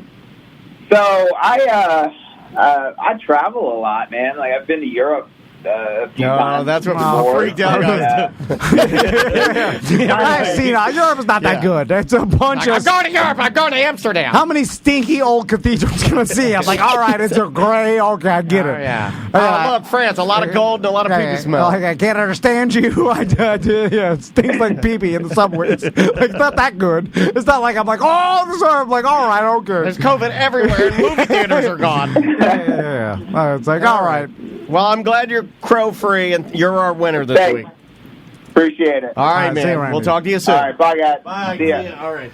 He didn't want to talk about it. He didn't want to talk. You see that? He didn't want to talk about that. We got to get it out of him. Yeah, we got into an area, he would talk about anything with the coaching thing, and he was very diplomatic about it, and I He's talking about appreciate pooping that. his pants twice. Yeah, but he won't talk about his... I got to know. His run-in with the crow. It's too Randy, close, I'm calling you for Who's Porking. I'm going to find out what Oh, wait, happened. now you're going to start doing Who's Porking, but it's With listeners. people we know. That's a crazy bad idea. Too dark. Yeah. Oh, that's going to be horrible. I'm not, if I wasn't so lazy, I'd say let's film a made-for-TV movie about Randy being the coach of this Bad News Bears lacrosse team, and Get 360 on the phone. All the cliches you're talking about. Why don't we attempt to do 15 minutes, kind of like this Colonel Sanders thing that Mario Lopez is rolling out? Oh, yeah, okay. I think I'm good to ride a solid 12 minutes of something, and then we do Shart and Randy. It's like a Ted Lasso spinoff, or like inspired loosely by where he's a... It's it's an insane amount of work filming that. No, we're not going to film it. I'm just going to do what, I'm just going to give the idea. Like, you write it, film it. Now you got it. That's what you do. In fact, we should get someone else to write the idea. If you're listening to this, write the idea. And then we'll do something with it. It's not going to be good, but here's what I am willing to do for you. I'm willing to pay 360 images to film it. Yeah. I'm willing to supplement this specific guy I want to put in charge of it, our showrunner, Remy. Okay. I'll give him the premise. Stepping away from this he has a project. budget, and he has 360 that we've paid for, and go for it. You have 1 month. Yeah, and we just see, what do we get? What do we get? After 1 month, you're like, you spend $8,000 and everyone has COVID? That's all we got. Yeah. God damn it. That's terrible. All right, we'll take a break, and we'll be back with a bye-bye. It is another corporate time with Tom and Dan. I'm Dan. I'm Tom. Samantha is here. Butler's running around crazy because the fish tank, we got new fish. Yep, yeah. But the fish that were added, have you seen their eyeballs? They're bright red. Yeah, that's true. They got the devil eyes. Red laser, like Terminator eyeballs. Was that? Did they come like that? Or They came like that. Oh, okay. all They right. came like that. I got scared because we've thrown all those rotten shrimp. I know. Okay. Oh, we're going to tell that story real quick. I Okay, don't we know. have a guest. Before we get to our guest, we had. I don't know I if we thought should say Daniel this. got mad at me for doing it. No, I didn't get. I didn't even get mad at you this morning. I think I'm direct with the things I say, and I don't think you're used to it. You know how you say sometimes your sons, if you were even to raise your voice a minuscule amount, that they would think that you're literally like out of control punching. Yeah. I think that's kind of how you are. And I see it now because I wasn't at all even irritated or mad or anything. But yes, maybe a little mad when Tom found a bag of dead shrimp in the fridge. A huge bag of dead sea monkeys or brine shrimp that we're supposed to be feeding gradually throughout the week. So week. we forgot to do it for like 5 days. But just like we do with our citalopram. This is why we should not have got the fish tank. Just like we do with our Xanax, just like I would do with OxyContin if I need to take it for a leg pain. Yeah. If you miss a dose, Double down. If you miss another dose, then you take all doses at one time because it works that way. like birth control. A lot of people don't know that it's not time released. It's not dose to dose. It's you can make up for it. So Tom grabs what is, I can only imagine, a bag of close to 4,000 of 5,000 dead brine shrimp. And we dump it into our tank, and the fish don't. Their fish are like, yo, these are dead. They're like we're not. When did you do that? It was swirling around crazy. I think I did it on Friday after everybody we left. don't really remember because I saw it in there. I was like, oh, God, the shrimp. We've been forgetting to do it. Stinking up our fridge. It stunk, and then I spilled some. yeah, he did. In the fridge? And my hands stunk. And then he rinsed them off, and then away he went. But anyway, the shrimp were in there for hours, and then eventually I think they just got filtered out. Oh, yeah. Something happened. Yeah. We have a guest on the line, everybody. A buddy of ours that we've known for, man, I want to say I've known this guy now for, it's going to be pushing 20 years soon. It's got to be like 15 now, because I believe I knew this gentleman when he was... since 2004. Yeah, when he was... So it was at least 15 years. Like he was just a movie-making and comedian young teen boy. Yeah. And now he's a good-looking L.A. actorman. Yeah. And ladies and gentlemen, it's our good friend Shane Hartline. What's up, buddy? What's up, Actorman? What's up, dude? Yeah, well, everything in the Tom and Dan universe is Mun. It's whatever you do, that. and then Mun after. Yeah, because it's like if lazy mouth. Yeah, it's kind of lazy. How you been, man? It's very good to talk to you. And you're in what part of California are you in right now? I'm in Pasadena. Nice. First I'm just calling to check on you guys. Are you guys okay in Florida? Are you good? We're thriving. That's mainly what I'm here for, is just to check on you. We're going to be where you guys are.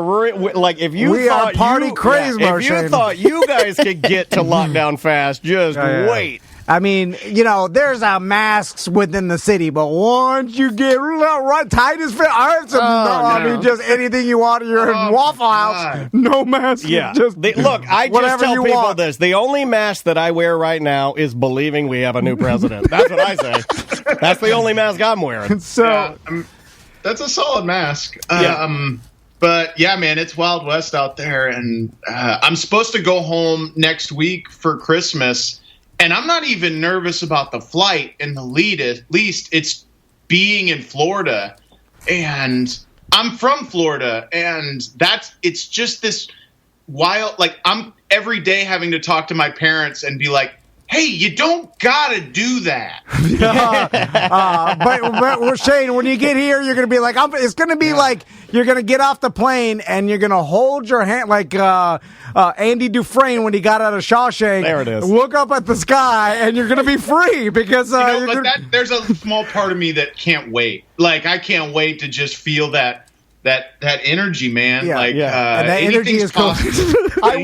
Instead of the rain coming down, it's going to be coronavirus on your back. That's the only problem, but you'll be free. Corona. It'll be rainy corona, but you'll be free. So I get it though. And my parents, it's constantly this thing, and I'm on both sides of the fence. But like, I tell them, I'm like, I get it, because you're surrounded with this energy of like, it's not happening here, like.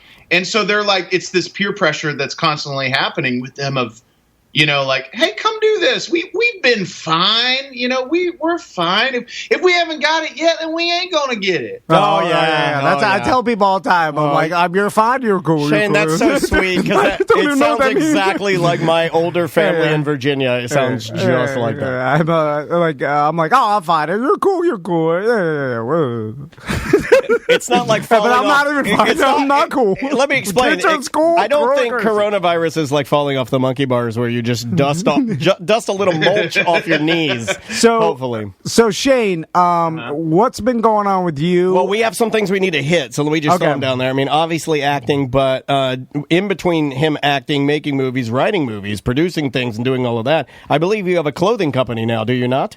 Yeah. Like a little over a year ago, I mean, as an actor, like, work is so inconsistent. So like, I've always tried to have some kind of side hustle happening. And, I was always doing things like demo reel companies or putting other actors on tape for auditions. And it was just like nothing I was passionate about and into. And I don't know, I had an idea like a year ago. I was really inspired by seeing other like YouTubers and people like have these successful like apparel companies and clothing lines. And I was like, I've always kind of wanted to do something like that as a side thing that, you know, that's creative and, you know, something I could be passionate about to take some of the pressure off acting and make me some income while I'm doing it. And so I had this idea a year ago, this loose idea for this company, Donut Punk. And basically, you know, I created this image, this loose image in my head of like at first I was just like, what are my like two of my favorite things? I love donuts and I love like 90s nostalgia. And I was like, oh, that'd be a fun combining those kinds of things would be like a unique and fun way to brand it and just to create the image for it. So yeah, I just started like developing it.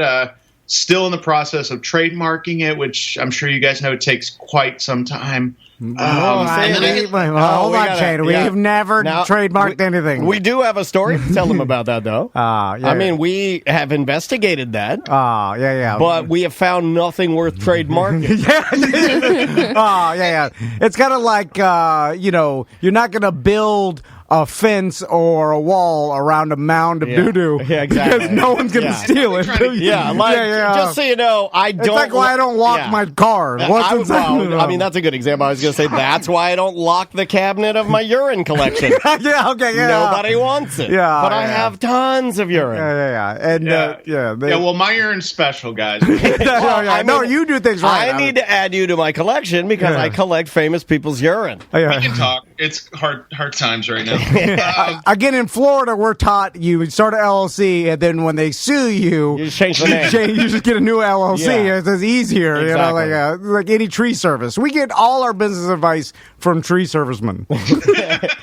So how is? I mean, what's the hardest part? Is the trademarking the hardest part of starting this clothing company or apparel company? There's a lot of little like tedious things, but like the thing that I found was most difficult, and I ran into a speed bump, is just like the process of like I'm very much more the creative mind of things versus the business side of things. But I hit like a speed bump of like, okay, am I going to do one of these like print on demand shirt companies, or am I going to like reach out to some clothing manufacturing company and like do it like that kind of way?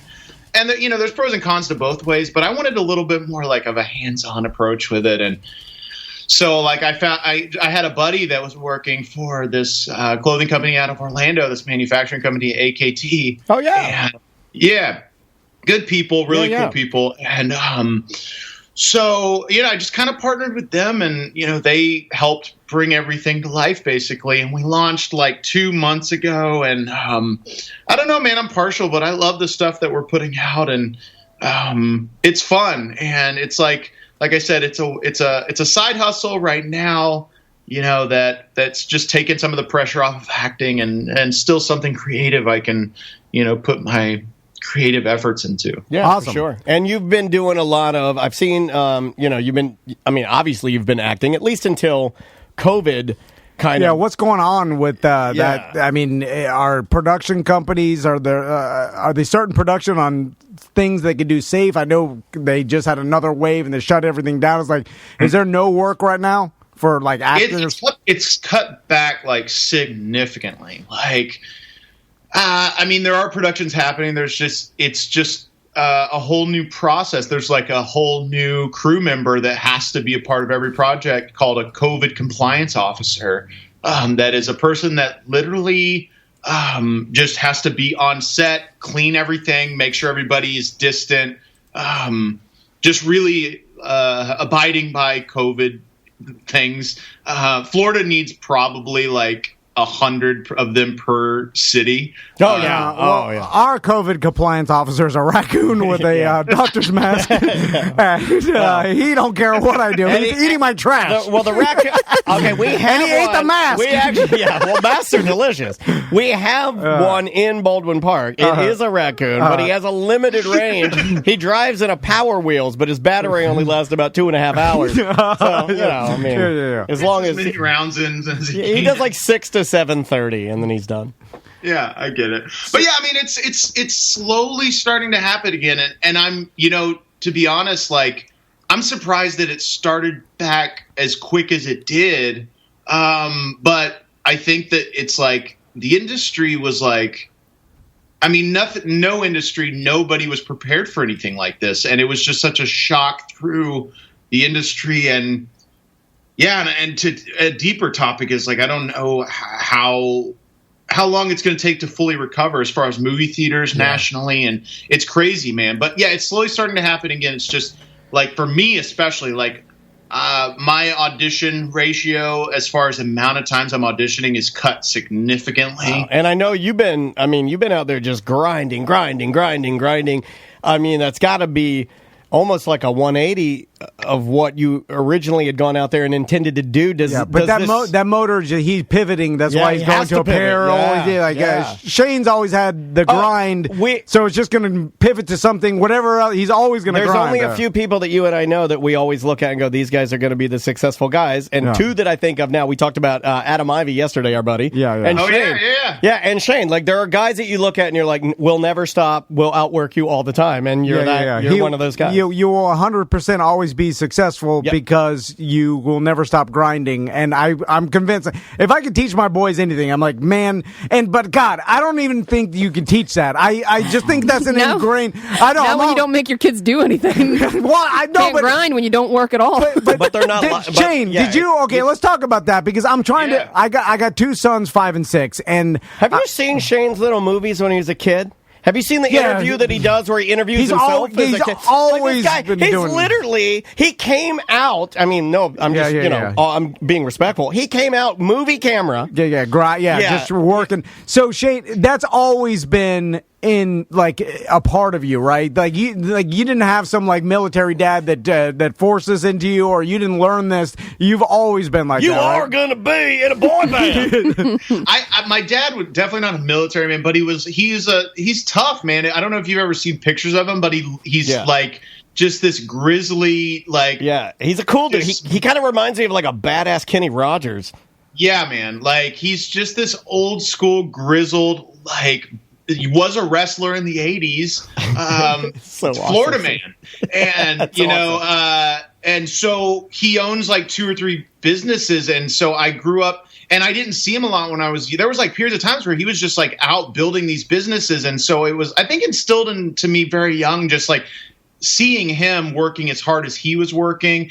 And then like going into like my teenage years, it was like every weekend when I'm in here wanting to, play video games and do anything but work out in the yard, he's finding anything he can do in the yard. And it would frustrate me to the point of like, Dad, do we gotta do this paint this bench? Like, is there like, he would just find things to do. And it was like, he would force me to do it and finish it. It's, my dad was always, I act like he's still with us. My dad is always like, don't start a job unless you plan on finishing it. And I think that was really instilled in me on a really young age. It does take away, good dad. So the way that you're saying it, Shane, Tom is really going about this the wrong way. I thought it was just you had it or you didn't, and then that took some pressure off me from doing anything. I wanted to be lazy. His kids see him all the time. He's never away from them. He's never building any businesses. In fact, he's tearing down the businesses that we've tried to build. I think they're like, my dad gets money from the government. I think that's what they think.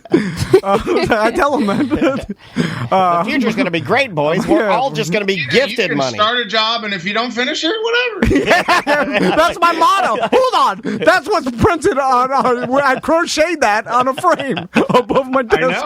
I know. So, Shane, I want to ask you a question because I feel like I've been wondering this for a while, and you know a lot of Hollywood types and actors, and you know this business, and maybe you can figure this out for me. God, I don't even know where you're going now. So I see these Cameo videos, and Daniel was on Cameo a long time ago, and I think Shane, I think I got on Cameo like the month or even the week that it came out. Years ago. Because even the platform was not good. Like the website was even clunkier, So Shane, I want to ask. Okay, so I see a guy, and his name is. I had to look it up. Brian. Is it Bumgardner or Bumgartner or What? Kevin Malone from The Office. Okay. Oh yeah. Kevin Malone from Why The did Office. you write it down?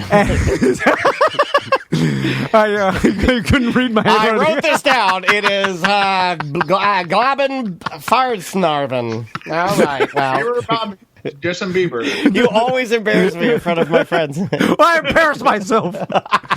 So anyway, I see Kevin Malone from The Office doing these Cameo videos, and then I'm like, Cameo is paying him to do that, right? Like he's not voluntarily doing videos for random fans for $30 a pop. Like, what does he need to do that for? Or is he because it's a novelty and it's easy? And what does it matter? It's $30. But I'm like, oh, the guy's a millionaire, a successful actor. Why does he need to do this? But then I was like, oh, Cameo probably paid him lots of money to do this so they could use that as to promote Cameo. So what do you think that is?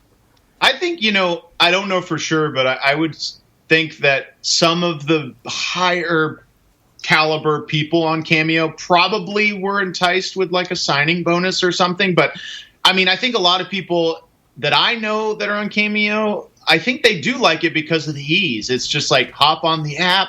I shoot this thing and 30 seconds later I have $60 or whatever, whatever it is. It's just like this quick money. Those guys, the famous guys, like I see Bam Margera was doing it too, and then like I would just assume they would get so many requests that you could literally, I mean, it would never end, right? Like you get hundreds a day, and then obviously a guy like Bam Margera. I think you can turn it off and on in order to limit it. And you just go through, I mean, I guess though. And you get to deny ones, like, because some people, they've gotten into trouble because some people have, like if Shane had a Cameo, and I don't know if you do, but if he has one and I like send him my new, I want you to say all of these horrible things about this person, and then they'd be like, I'm not going to do that. But we got in early, Shane. We actually tried to fire a guy that was here using Cameo, and we hired Chum Lee from Pawn Stars, and it was before they even had any rules. I mean, Chum Lee was like, "You're an idiot. You're the worst employee." And it didn't even matter. And I also wonder because I just assume $60. These, especially like when you get up into A and B list actors, where I'm like, well, these people have to be so busy. How do they have time? Like, I wouldn't have time in my day. I'm nobody, but to do like an hour worth of Cameo videos, like, and start going through and reading the scripts and filming. I'm just like, who got time for that? If you managed your time, but for what? A couple $100? Like Kevin Malone don't need a couple $100. Bam Margera is a millionaire. You don't know that. Yeah, I'm assuming. I think Bam. Have you seen recently The Undertaker was on Cameo? Yeah, I did see that. Character, he did like a limited amount for like $1,000 a piece. Yeah, but they do it for like charity too. Yeah, like Jason Alexander did it from Seinfeld, and a few other people like Lance Bass. I think his have only been for charity. It's probably just really cool. Cameo probably gives the Undertaker $10,000, and then the Undertaker donates the money he gets from Cameo. Why does he need money? He's dead. yeah, something like that. I have a funny Cameo story real quick. And then talking about like how you guys like did a bit with Cameo. I think that I've tried to do that a couple times, and I had one time that it kind of backfired slightly. I hired Corey Feldman to do like a video for like a comedy show I was doing, where like I was and I typed it up, and what I thought was a very clear direction and explanation, and I was just like, hey, like, and I typed it what I wanted him to say. I was like, say this. And so it was basically like bashing my show. So I was going to have Corey Feldman come on camera and just like bash my show. But he took it personally and thought I was bashing one of his shows or something. And he's like, I got to send you this. Like, but he's just like, yeah, I don't really know you, and like I don't know why you're like bashing my show. Oh, you're a horrible person. I appreciate the support, like, and I'm just like, oh no, like. Did you use it? I chopped it up to where it still kind of worked. But you don't like hurting people's feelings, man. You're not a bully. I don't at all. Especially not Corey Feldman. He's harmless, right? And he's been abused, I feel like. I feel bad for the guy. Exactly, man. I'm not. I will laugh at him, though, because like I will pick and choose. And I will rationalize how horrible I am. Well, I'll laugh at anybody. Come on, but I will laugh at Corey Feldman. But the whole Corey's Angels gimmick, you got to hand it to him. I went to his concert out here in Los Angeles and had to leave because I felt bad. Oh no! Hold on, what happened? What was it? If you felt bad, then I would really feel bad because I'm a sensitive. Well, you're sensitive too, man. I'd probably not like that. Then. What happened? So it's okay. You remember when he was doing the music? He was on like the Today Good Morning Show. America. Yeah. It was around that time, and he did this concert in Los Angeles. There was a decent turnout, and the intro. There was an intro video where basically it was just like all of his accolades, like reminding people like how successful of an actor he was. Okay, and then I'm like, okay, and then he like does his like big song first, and just. He's dancing, man, and he's going for it. And like, it was like, I don't know. It was this like, I feel embarrassed and like, I was so uncomfortable and I had to leave. Like, because like he does this thing where he weaves rock and roll and then soul. So because just like not any choreographed movies. He goes freestyle, man. Yeah. And he goes rogue and Shane, okay, hold on. And he Michael Jackson's during like rock and roll, and it's weird. And then all of it. And then there's two girls in like angel wings up there, and like it's just like, man, I was like, I can't stay here because I don't want to make fun of him, and I feel bad. Yeah. Was the rest of the audience? How were they taking it? Yeah. Did you look around and see how the people? Because everybody's there to clown him, right? Like no one's there because they're like, this is, yeah. I love this music. There's a lot of people there, a lot of celebrity, like his celebrity friend. Like I met Paul Rubens that night. Whoa! I know, and I wanted a picture, but he turned it down because he's like, if I take a picture with you, then I'm gonna have to take a picture with everybody. And I'm like, but there was a lot of people there, and I think it was this mix of like having to or acting like they're, I don't know, man. Everything I'm saying sounds so mean. No, we'll be mean. You're fine. Look, Shane, probably a lot of celebrities there to support him, Corey but Feldman beef, guys. Yeah, no, I think a lot of people are like us and feel bad for him, but at the same time, we will gently laugh at his performances. Man, that does sound bad, doesn't it? Is it like supporting your nephew's rock band? Yeah. Like, like okay. So like that sounds better. Like it's not good, but you want to be supportive. Yeah. Like you go. Well, that's what our listeners do. Now, okay, Shane, you're an actor. You know this, but what's the fascinating part to me is that Corey Feldman, like that. You think it's an act? Well, no, I don't think it's an act. But the response he's getting is so overwhelming that you have to appreciate that. So even though it's uncomfortability, that's a powerful thing. Oh, he commands it. Yeah, because you're right. If it was fake, you would never be uncomfortable because it's real and it's genuine. That's what makes you feel to the point where you had to leave a place. You couldn't see it anymore. This is how I feel every time we interview Tuttle. That's powerful. But you're eliciting a response. Canadian Josh called in this morning, and we'll play it later, but he talks about how I believe Buddhists believe that every emotion is suffering. And if you can command suffering, where it's sadness, I mean, even intense joy would be a form of. If you can command people's feelings, if there is power to that. Yeah, if you can invoke a powerful feeling, whether it be laughter, a crying, he's getting the response. Something. So you could argue that there's something there at least. He's getting a response. There's an art to it. Yeah, and that may be his art, and we may be like maybe I'm not even. Like maybe he knows that, and like he's thinking, I don't know, I may be giving him too much credit, but maybe it's like, hey, I know this is, it's not up to par with a professional music performance. But Shane, our chat room is asking and imploring you to end your beef with Corey Feldman. It just started. I kind of need it for a second. I don't know. There's a whole thing about there's a lot of people in like cringe entertainment, you know, like, there is. And I think that maybe that scratches that itch for some people. And he realized like, well, maybe he is smarter than we're giving him credit for. And he realized like, oh, this is connecting in some way. Let's lean into it. There is a weird thing that almost makes me think that, because when he's talking about the abuse in Hollywood, and when he's talking about the Coreys, and when he's talking about that side of things, he almost sounds extremely credible. But when he's talking about his music, and when he's playing his music, I'm like, well, what the hell is that then? The only problem, Shane, is our friend Tiffany, right? Tiffany Martin.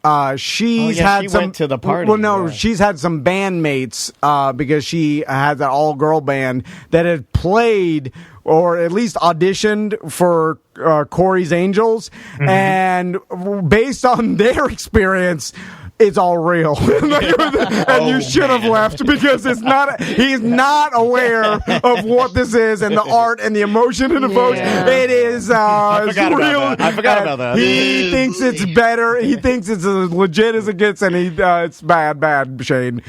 Shame on you for leaving.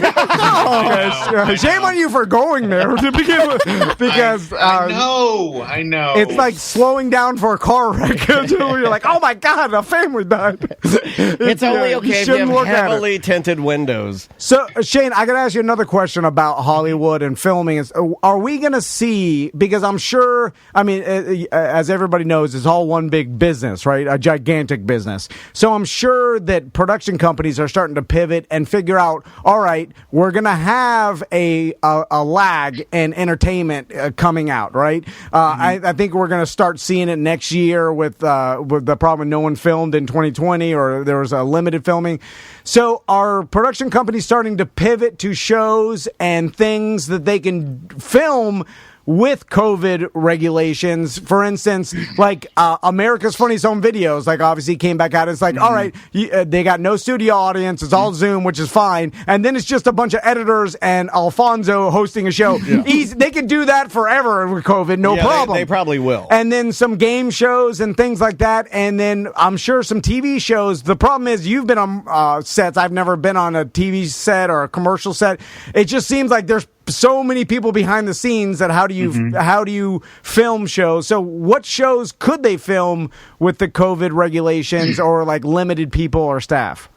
Well, I think it's not as much about what they can film, because I think like everything's kind of starting to film again. But like I said, the process is different. So, I know the Scream 5 movie just shot during COVID, and basically they quarantined all together. They all stayed together, shot the thing, and then left together. Okay. So there's like different a bubble. like processes of like staying in the pod and just shooting with those people. And I know that though they're probably cutting back on intimate scenes. There's a lot less kissing in movies you're going to see for a bit. So I think everything, it's not about like, I don't think that there's a pivot. Like there might be more like, just video clip shows and that kind of thing. But I think you'll still get everything that we used to get. It's just the whole process is different. Gotcha. And there's also a lot of stuff in the can that like, was supposed to come out this year, like that hasn't yet. And now you're looking at, and we just saw recently the partnership with HBO Max and Warner Brothers, where basically, they're partnering and releasing everything at once on HBO Max, which is, that kind of thing might start happening more, I think. I also wouldn't be surprised if a powerhouse like Amazon just doesn't come through and offer some monthly service and you get access to every new movie that comes into theaters, So I wouldn't be surprised at like any of these kinds of things. And that's where it seems the logical next step is we're moving definitely towards mostly everything just getting released on demand, and maybe some of your biggest blockbusters going to movie theater, but probably having a demand element too simultaneously. We're never going back, right, Shane, like to where we were, or do you think we will? I don't know. I think that like this will be a new way that the industries can make money. The only thing that I think that's tough is like I even was like last night that new movie Freaky just came out. Yeah. And we sat there, and my girlfriend and I, it's like, $20 to watch it because it's like a new in the theater movie. and we both like $20, but then we haven't been to the theater, so it's like way less than going to the theater. So I think that's the hump that a lot of people are going to have to get across. It's like, you're going to deal with a lot of people. It's like, I'm not paying $20, but then you're not going to the theater. So I think once they figure out the new way of doing it, it's just going to be in addition to, there will still be a theater experience. You know, there's been a crazy resurgence of drive-in theaters this year, which is pretty cool.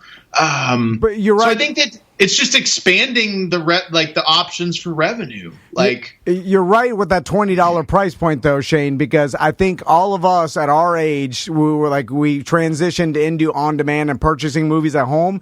We were used to like the $2.99 to $4.99. Yeah. The $20 is like, wow, they just.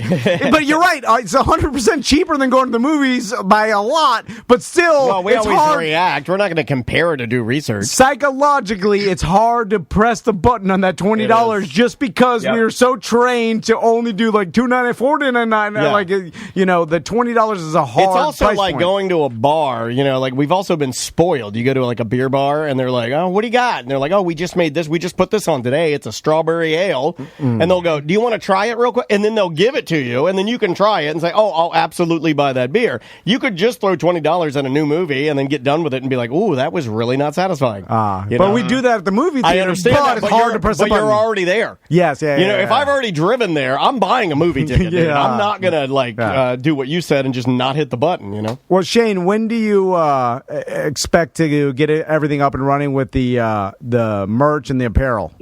Yeah, the Donut Punk website, donutpunk.com, is already open. So we opened 2 months ago. And, you know, now's the process of, like, doing things like this, like, just to get the word out there, brand recognition. I'm sending a ton of stuff to, like, friends and influencers and all that kind of thing just to get the name out there. I think anybody that starts a new business expecting it to, like, blow up instantly is kind of starting off on the wrong foot. And so I have, like, full intentions of spending the next year or two just getting the word out there. And I'm making a little bit of money, which is all I can ask for right now. Nice.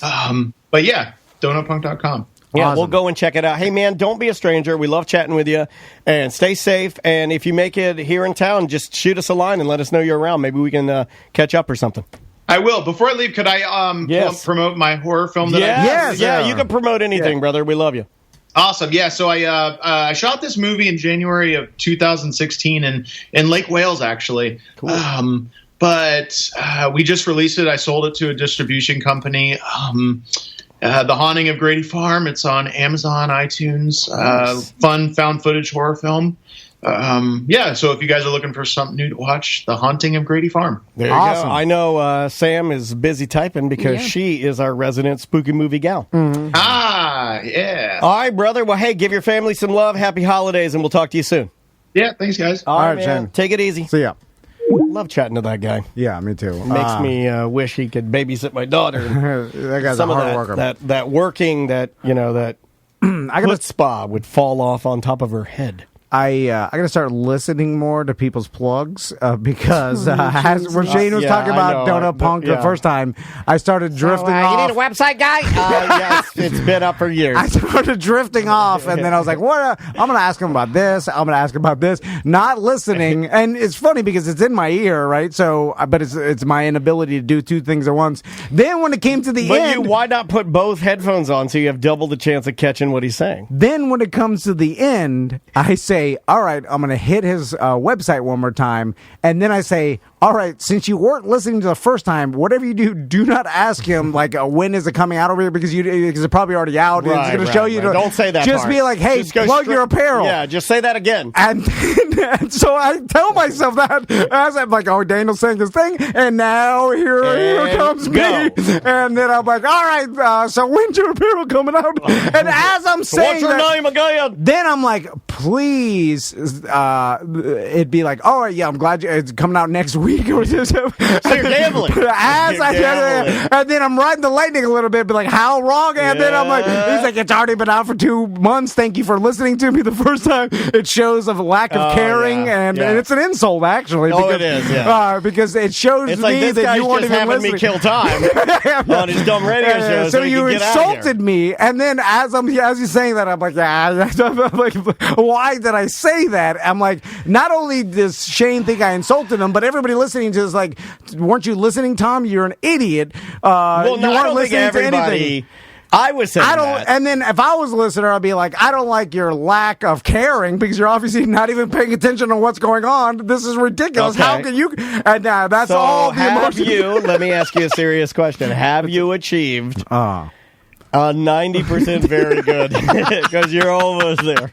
You know. I mean, Oh, Vito. man, you're Don Vito crazy today. but that's the life you want to live, right? You just want to sit back and I do, but I you can't. don't want to care. I don't and then think I everybody can do it. It's kind of like Shade. It's like, I It's know worse. I don't have to wear a mask around here, but I still wear one because I just feel more comfortable. It Yeah. seems to have worked for these. You sit back, do nothing. Everybody does the work for you. You're not listening or paying attention or putting any effort to anything you do. You are And- becoming your worst enemy. Wait a minute. Do you ever? And then you don't still even- get wait a minute, praised. You don't and- even turn your own microphone on, do you? I do all of that. Yeah. And you just That's walk, a life to live, and right? you just walk around the corner, and then I turn the studio lights on, I turn your computer on, I turn your mic on, and when you're done, I turn your mic off, and then you just get up and walk to your desk. It's I like- give this him is- notes and This and is very similar. I bring him his lunch. This is you do. You heat up his stinky fajitas. It's like when they tell like celebrities, like, do you want to live a life where you surround yourself with yes men and everybody just telling you how good you are at all points of time? You're Well, not doing we anything. don't do that. And I'm like, well, that sounds pretty good. Yeah. I know I don't have that, but I'm saying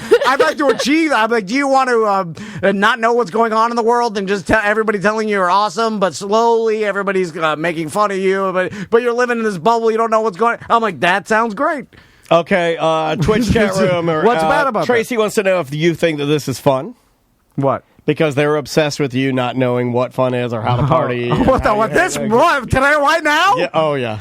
What is this? Tracy, This is work. This is my job, Tracy. Do you think your job is fun? Your party patch mailing it Or out? their job is party Dice patch. It Man's- almost sounds fun, doesn't it? Dice Yeah, it's a Man's party. yelling at you. I know behind the scenes. He doesn't yell at her. He just, He's telling he you. just sends rambling emails. Yeah, one cockamamie idea after another. I know Dice Man. It's always the next thing is a Yeah, pit bull and this shooting guy. toothpicks into the And space. just space picks and Space this picks. weed, and I'm selling that he on had Bisrich. marijuana infused I'm like- cinnamon whiskey flavored toothpicks that he shot into space. And then I get like, look, I'm fishing for 10 days. I caught 10,000 sailfish. And then it's like, all right. It's like, well, how do you have time for that? My God, there's 20 businesses. Like, I can't even run my own business. He's You got people 20 running him. What do you think you got- Tracy's doing? You got 20 Right. space picks and all this ridiculousness, and you're fishing? Anyway. It sounds fun to me. Bye-bye. Welcome back to Corporate Time with Tom and Dan. I'm Tom. I am Dan, Samantha, and Butler all here. Let's jump into your voicemail messages. Tell people how they can get our app. It's easy. Just go on your smartphone, whether you have an iPhone or some sort of Android. Oh, I thought you were going to make something derogatory. No, Sounded like you were going to be like, whether you have an Apple phone or maybe you're poor, which is not the case. Most people have Android phones. Just go to your app store and search Tom and Dan or a mediocre app, and it'll come up, and it's free, and download it. Everything's on there, and if you're a BDM, you just have to enter your name and password. Easy and breezy. then you can get all the BDM shows. All our merch is on there. Mediocre messages are on there. There's a bunch of the events that we're never going to do for a while. Yeah. But it's all on there, and it's free. Hey, and remember, guys, in 2021, the Amway Center presents Dude Perfect. Sorry, I see the sign every time I'm driving down the road, and I just start laughing because it's like we're not even in 2021, and it's like the end of 2021, I think. Let's try this one. If you'll remember correctly, earlier this week, we had EJ come in to a live, I believe it was a Skyped Nerd Jog, but he's trying to get your sons into Pokemon Go. Oh yeah, I usually don't leave a message, but I was listening to Nerd Jock. I'm like a Cuban real man. He'd had enough and had to get his phone and leave you a message, Tom. And I guess the last one you guys just posted on ACT. I heard Tom talking about his sons wanting to get into Pokemon, and don't get them into Pokemon Go. Pokemon Go is a hunk of S. Get them into a real Pokemon game. they have a Switch, get them Pokemon Sword or Shield, and they'll enjoy that. I even think Dan will enjoy it because it's aesthetically pleasing. It looks kind of like Breath of the Wild or let me see what's He gets choked up. I think you get the point. Thank you, Cuban Real Man. Yeah, Pokemon Sword or Shield. There's two different games. Okay, all right. Excuse me. Hey there. I'm going up to this there Babbage's and get them Pokemons. So, what is considered the best game on the Switch? Wow. Is it Mario Kart? I mean, it's games are Smash Brothers. Subjective, man. It's whatever you like to play. Yeah, but it's I mean, weird that like, you and I were both like, it's subjective, man. Spoken like two video game stoners. Nice job, Sam. For 4 and how old's my sons? 5 and 6 year old. Man, I don't think you can go wrong with Mario Kart. Get him the though. I Love You, Colonel Sanders game. Maisie loves Mario Kart. I'm getting them for Christmas. Yeah, they'll love it, and they can play with Mario her. Party. Mario Party's good. What is that? Animal Crossing is good. They probably would like Animal Crossing. Yeah, May likes Animal Crossing. She's playing it last night. They just figured out how to build on Minecraft. There you go. That's a great game. And for whatever reason, like their favorite thing is for me to watch them play Minecraft or video games. Get a 12-pack of White Claw and you're the best dad in the world. What's wrong with you? It's so boring. No, my God. Dude, you have to turn your mind off like By you the do way, when we're talking. Well, I do that, You but know, this is the start of the transition of them no longer being your best friends. I know, because now I know. the Switch is their best friend. Yeah, you know. have been listening to your therapist. You just totally And now got they're him. like, we'll have our old best friend watch us play with our new best friend. It's torture. Yeah. It's torture. Sam, You're the Woody, and the Switch is the Buzz. It's like inviting your ex-wife to your wedding. Like, what are you doing? You don't want to go to that. So they're like, watch us play Mike. And I'm like, no, I got it busy. I'm doing this. And then they're playing it. They're so happy, way more happy. They probably than think, playing Monster or any of the games. Okay, they're disappointed when Crystal makes them turn it off. And they're like, oh, okay, we'll play Monster, I guess. Yeah, they picked up on the fact that they can read the disappointment in your face when they don't ask for Monster anymore. Yeah. They want the Switch. So they've picked up on that, but they do care about you. So they're like, yeah, just invite him over. And Yeah, they don't want to leave you out. They don't want to leave you out, but they also don't want to play with you anymore because Right. Monster sucks, dude. Let's be honest. It sucks compared to. It's been a long time coming. Oh, compared to Mario flying through the air, flipping, throwing fireballs. Yeah. I compare this to Hugh Grant's wife hiring that hot young nanny. It's like she knew what was coming, right? Like, it wasn't Hugh Grant the one that cheated on. Yeah, but nanny? it wasn't a like a hot lot of young people did nanny. that. I thought it was. Wasn't it a prostitute? Her name was Divine Brown, I think. What was the I nanny? think you guys one? are all getting all these stories mixed No, look up. up- What I was think- the celebrity? The Hugh Grant was a prostitute. What was the one that cheated with his nanny? Was it? No, that Oh, was you're the thinking Heath British guy, Ledger. the blonde guy. No, What's his name? Jude Law? Jude right? Law. Yeah, yeah. Jude Law. Yeah, Jude Law's wife hiring the hot nanny. She exactly what happened when I brought in the Switch. I brought it in, and I knew it was going to take over. And Who brought it in, though? Well, I blame the doctor, the eye doctor, telling my wife Dr. Mario. that the small screen wasn't good for Tommy's Was eyes. his last name GameStop?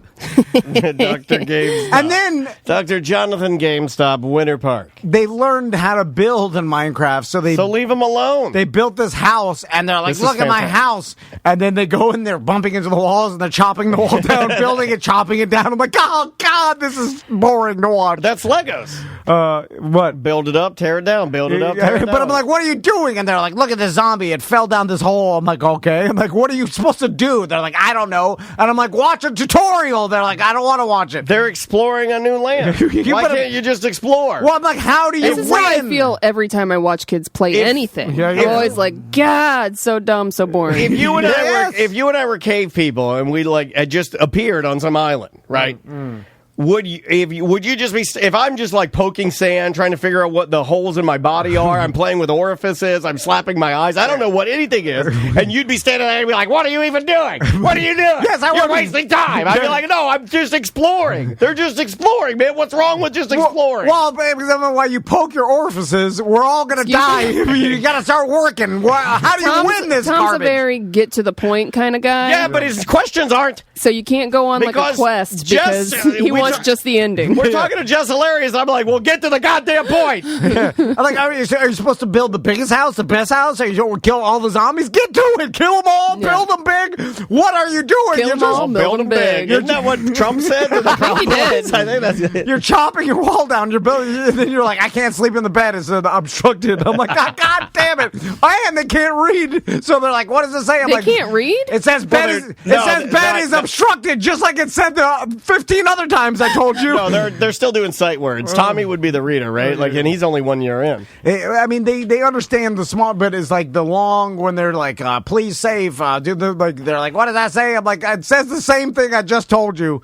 And then why don't you use that as a learning tool and help them sound it out and teach them how to read more? Slow. You don't understand, Samantha. Like, you're going to be there for hours anyway. Yeah, but oh my God, doing the interact educationally with your child. Doing homework with Tommy is maybe the most single Can you frustrating please video this thing and send it to us that anybody has ever done. It's too long of a video. I'm like Tommy, you got to write these sight words on this paper. It's the equivalent of like literally Joe Rogan when Bert stops by is like a 9-hour show. And then I'm like, and then it says to write them in holiday colors. So I got you a red and a green colored pencil. So write the words. It's like, okay, colored all right. pencil. Yeah, because it says write it the words in holiday colors. Yeah, that's okay. a part green of and yellow. No, green and red. Oh, Green and okay, red. sorry. So we will accept silver and gold. So then I'm like, one. The first word is one. Oh, we need one. All right. Zero. and then he changed. Then he's like, O in green. And then he's like, let me change to red. Oh, he's an artist. And backwards. I'm like, no, it's backwards. And he's like, oh, yeah. He erases it. Slow erasing. And then slowly brushes it. Then he's like brushing it on. And there's still. This is why I hate kids, There's man. still eraser. It's like watching paint dry. There's still eraser crumbs on and there's bother driving me crazy. And then he's like, and backwards again! Again! He's your son. And then I'm like, oh, God! And then what did you think was going to happen when you had children? 12 minutes. I'm sitting there just so backwards the first time, erase. Backwards the second time, erase. Sometimes backwards the third time. Doesn't learn his lesson when you tell him how to do something. Interact. Like, if this is anything like interacting with me, it's the worst thing in the world. It's the hardest part of my job. It is the most frustrating thing I've ever dealt with in my entire life, dealing with myself. Okay. Let's try how that was.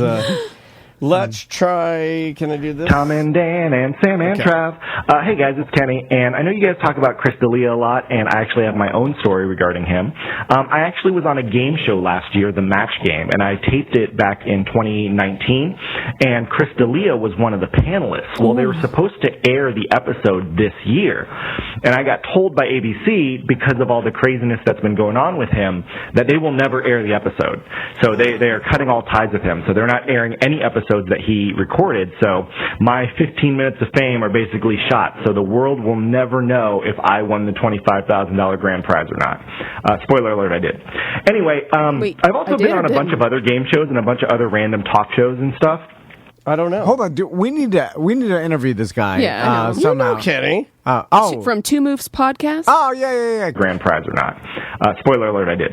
Anyway, he did, right? He said I did. Sounds like he did. Can you still win even though they're not going to air the game show? Yeah. Okay, all right. Yeah, I didn't know there was still a contest. Yeah, I would imagine that they would sort of have to, because you're I mean, they'd have to compensate you in some way, I feel like. Yeah. I thought that maybe they're like, in gambling world, if the game, especially since COVID times, if the game gets rescheduled, then all the bets you made before that game just get refunded, and then they just start it over again. Oh, because really? Yeah. because there's a stipulation like, we'll pay if the game is played on that scheduled date, but if it gets changed, then because the circumstances change, weather, wind, sun. I don't know if like TV game shows were like, we will pay if the show gets aired. You might be right. It wouldn't surprise me. If they did Or that, greedy I'd be like, corporation. makes sense. Yeah. Greedy corporation, yeah. Let's see what else he says.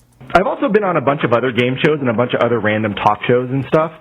If you guys ever wanted to talk to me about it, I can kind of let the listeners know, tips and tricks and how to get on game shows and other TV appearances. Not necessarily being an actor, just like as a contestant or like a random interview and stuff.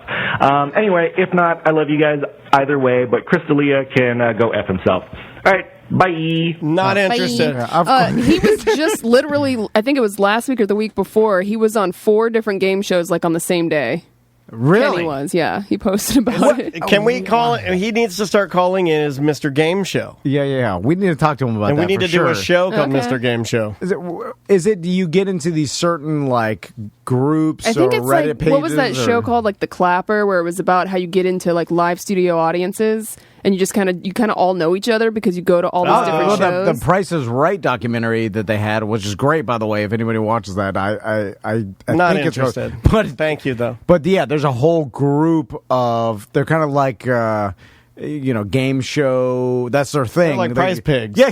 Where they know the ins and outs. They get to know the producers. They know when to sign up at the right times. It's kind of like, remember Andrew's mom would know sweepstakes and she'd know when to enter, and like, so you just learn the ins and outs of it, and then you give yourself a better chance of being on the show. Therefore, you're in all these shows, I guess. Because how many people? I mean, have you ever applied to be in a game show? Yeah, you have. I made it to the second round of a new show that was supposed to be sort of like a Big Brother type show, and remember me and Tiffany went and did the in-person interview. Wasn't that Amazing Race?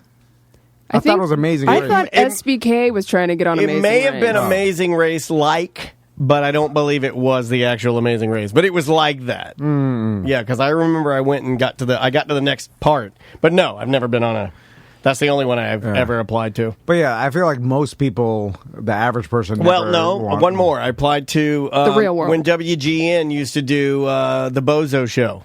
The Bozo Show. Oh, what's the Bozo? Bozo the Clown.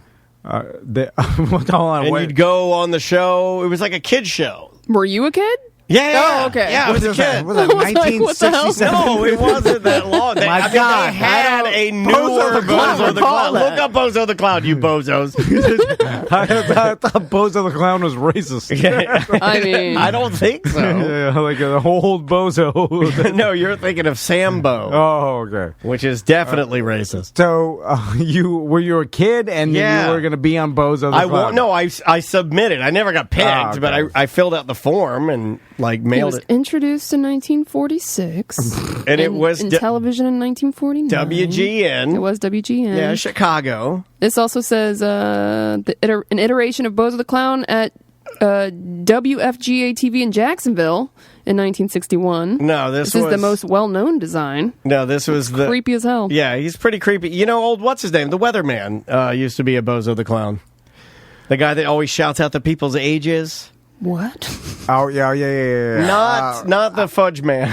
Old man. The old Ben and Jerry's. I want to say Wilford Brimley, but it's not Wilford Brimley. But it's Wilford. It's weird. It's old man Willard Scott. Willard Scott. Yeah. I got it. Pulled that one right out of my rump. Willard Scott. Talk about the most throwaway segment we of got all a happy time. birthdays brought to you by Smuckers. Tom Van. Tom Van's 109 today. Go get him, Tom Van. And Samantha Har. Look at how cute she is. She's 106 years old. This is all brought to you by Smuckers, the worst jelly in the world. Yeah, it's all like old people names or Ruth. It was like Broomhilda. It's like, all right, Broomhilda turned 103. Like, what do I care? Like, who cares? Rita, Janet, their family Gertie. cares, but like, does the rest of the world even see that? And is there any entertainment value to there? Is it just filler? Well, why? There's people they can't even hear you saying, right? Do they give them a heads up so they can turn on the TV and look at it? No, is it just random? Yeah. Did you hear it? No, of course I didn't. I'm basically dead. Yeah, it's 102. My No, God, a lot of them are old, like Yeah, 109, 112. Yeah. But did they say when it ended? I'm sure it did. It's fine. You're Gave up on Bozo a long time ago. do another one. Tom and Dan and Sam and Trav. Hey, it's Kenny, and I know it's a couple weeks old, but you were talking about the Masked Singer. Okay, sorry. That was the same one we did. Oh, It got taken off different markets at different times. So the latest is like 1980, it looks like. imagine all the people that were on the Hollywood Squares when Bill Cosby was up there. That would never be seen like that. Yeah. You're like, damn it, there are no reruns ever again. Well, but then, there's been a lot of there's been episodes of game shows that had to be, scrapped because there was, remember that one serial killer was on Mystery Date or whatever, dating game or something. There's always been something like that. My favorite, though, is the one that's recent when it was, College Week on Wheel of Fortune, and it's a younger black guy, and he keeps getting all the answers wrong and losing all the prizes. You've seen that, right? It's no. It's like a viral video. I don't think I've seen it either. What is it? It's like he gets everyone wrong. Yeah, it's worst wheel. I love these. Oh, because he's guessing hard, it's obvious, and he guesses it wrong every time. Oh, here it is. Okay, I absolutely love these with all my heart. They're my favorite videos. Are people on game shows. This is how skeptical I am. I'm wondering, is he doing it on purpose just because he knows that it'll go viral? TV, yeah. I thought that would be the case. Yes. Yeah, I 100%. Or is it edited? Oh, no, I guess it couldn't be. Okay, I 100% thought trolling. that he trolled. But here, I'm going to let you decide. So here it is. This is the most epic. I don't even know how we got to this. Game shows. Okay, it says University of Indiana student fails on not just one puzzle, but 3 puzzles. One of the biggest epic fails I've ever seen on Wheel of Fortune. Here we go. That's all. Oh, that'd be a good idea, yeah. And now it says mythological hero Achilles. Right. It's all there's not even one white square where you can't see a letter. It's all spelled out. It's only a solve at this point. So here we go. By the way, I'd lose this too. I know you would. I was like, oh. Mythological hero Achilles.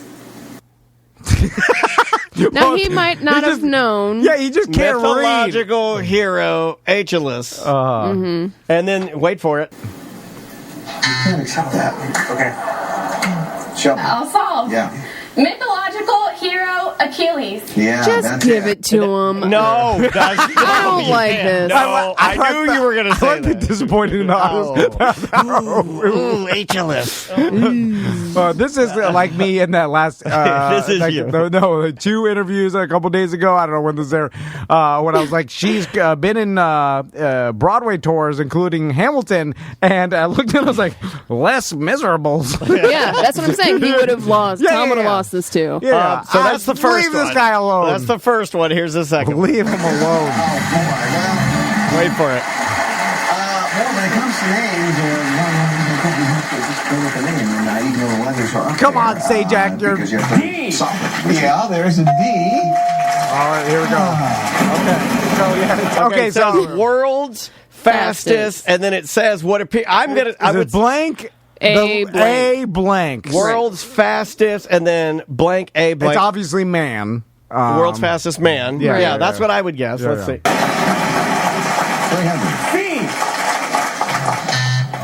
Should I solve? Yeah. He guessed V. I think I heard C, like he thought it was world's fastest cat. Or car. Oh, did he say C or V? Because I thought it was a V. Maybe he world's did say- fastest van. Yeah, right. Oh, I love this guy. You've never seen this? This is Tom's Dude, this favorite. is so old. I can't believe you haven't seen this. This is Black you. Dog Man. Black Dog Man. C. Oh, he thought it was cat. Yeah. The world's fastest man. Yeah. or maybe he thought it was car. Car, yeah. Oh, okay. Well, But there's an R already up there. Wait, it's going come again. on, Sajak, quit walking over there and shaming him. I because- know. No, that's what he does every time. I know, That's his but job. you- but All you- right, You here. got to skip it this time. Here's the really good one. Okay. Just hold on. Laura.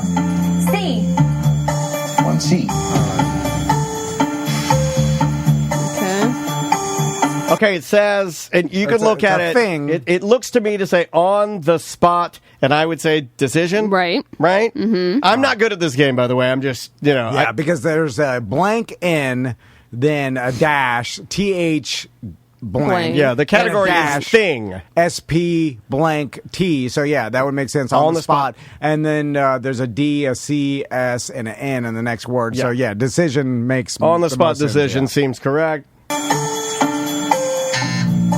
Julia, everything just follows. Right? Let's solve. Go ahead. On the spot dice spin. On the spot dice spin. Oh, now Like- you make a lot of racist Like people. Dungeons and Dragons? Clown you. I'm sorry, Black Tom fan, but why'd you have to guess dice spin? On the spot. Also, how are you winning? He's winning by $1,500. You're right. He's been crazy. Why do you think we say the company's still chugging out? I mean, paychecks are cash. Something's happening. How is this idiot winning? I think there might be a little. Hold on. Shelby? On the spot decision. Yeah, that's it. Oh, now Oh, this poor guy. Oh, there's another one I thought where they kind of go to him. And he's like, the old on the spot dice spin. I can't believe you've never seen that. This is one of my favorite things. What's amazing about mess-ups. Black Tom Van, which I can relate to, is how much confidence he had to solve the puzzle after 2 horrible fails. Like, it didn't deter him from saying solve. Well, all he had to because every do- time he said solve, he was confident. All he had to do is give a vowel, because Pat even says, hey, it's only vowels now. And he's like, I'm solving. Yeah. Going in. Oh, if I can go 2 vowels, I can go 4 vowels. 4 vowels are 8 vowels. Overconfident. It says it with passion. Wrong. Oh, we're way over. Oh, bye-bye.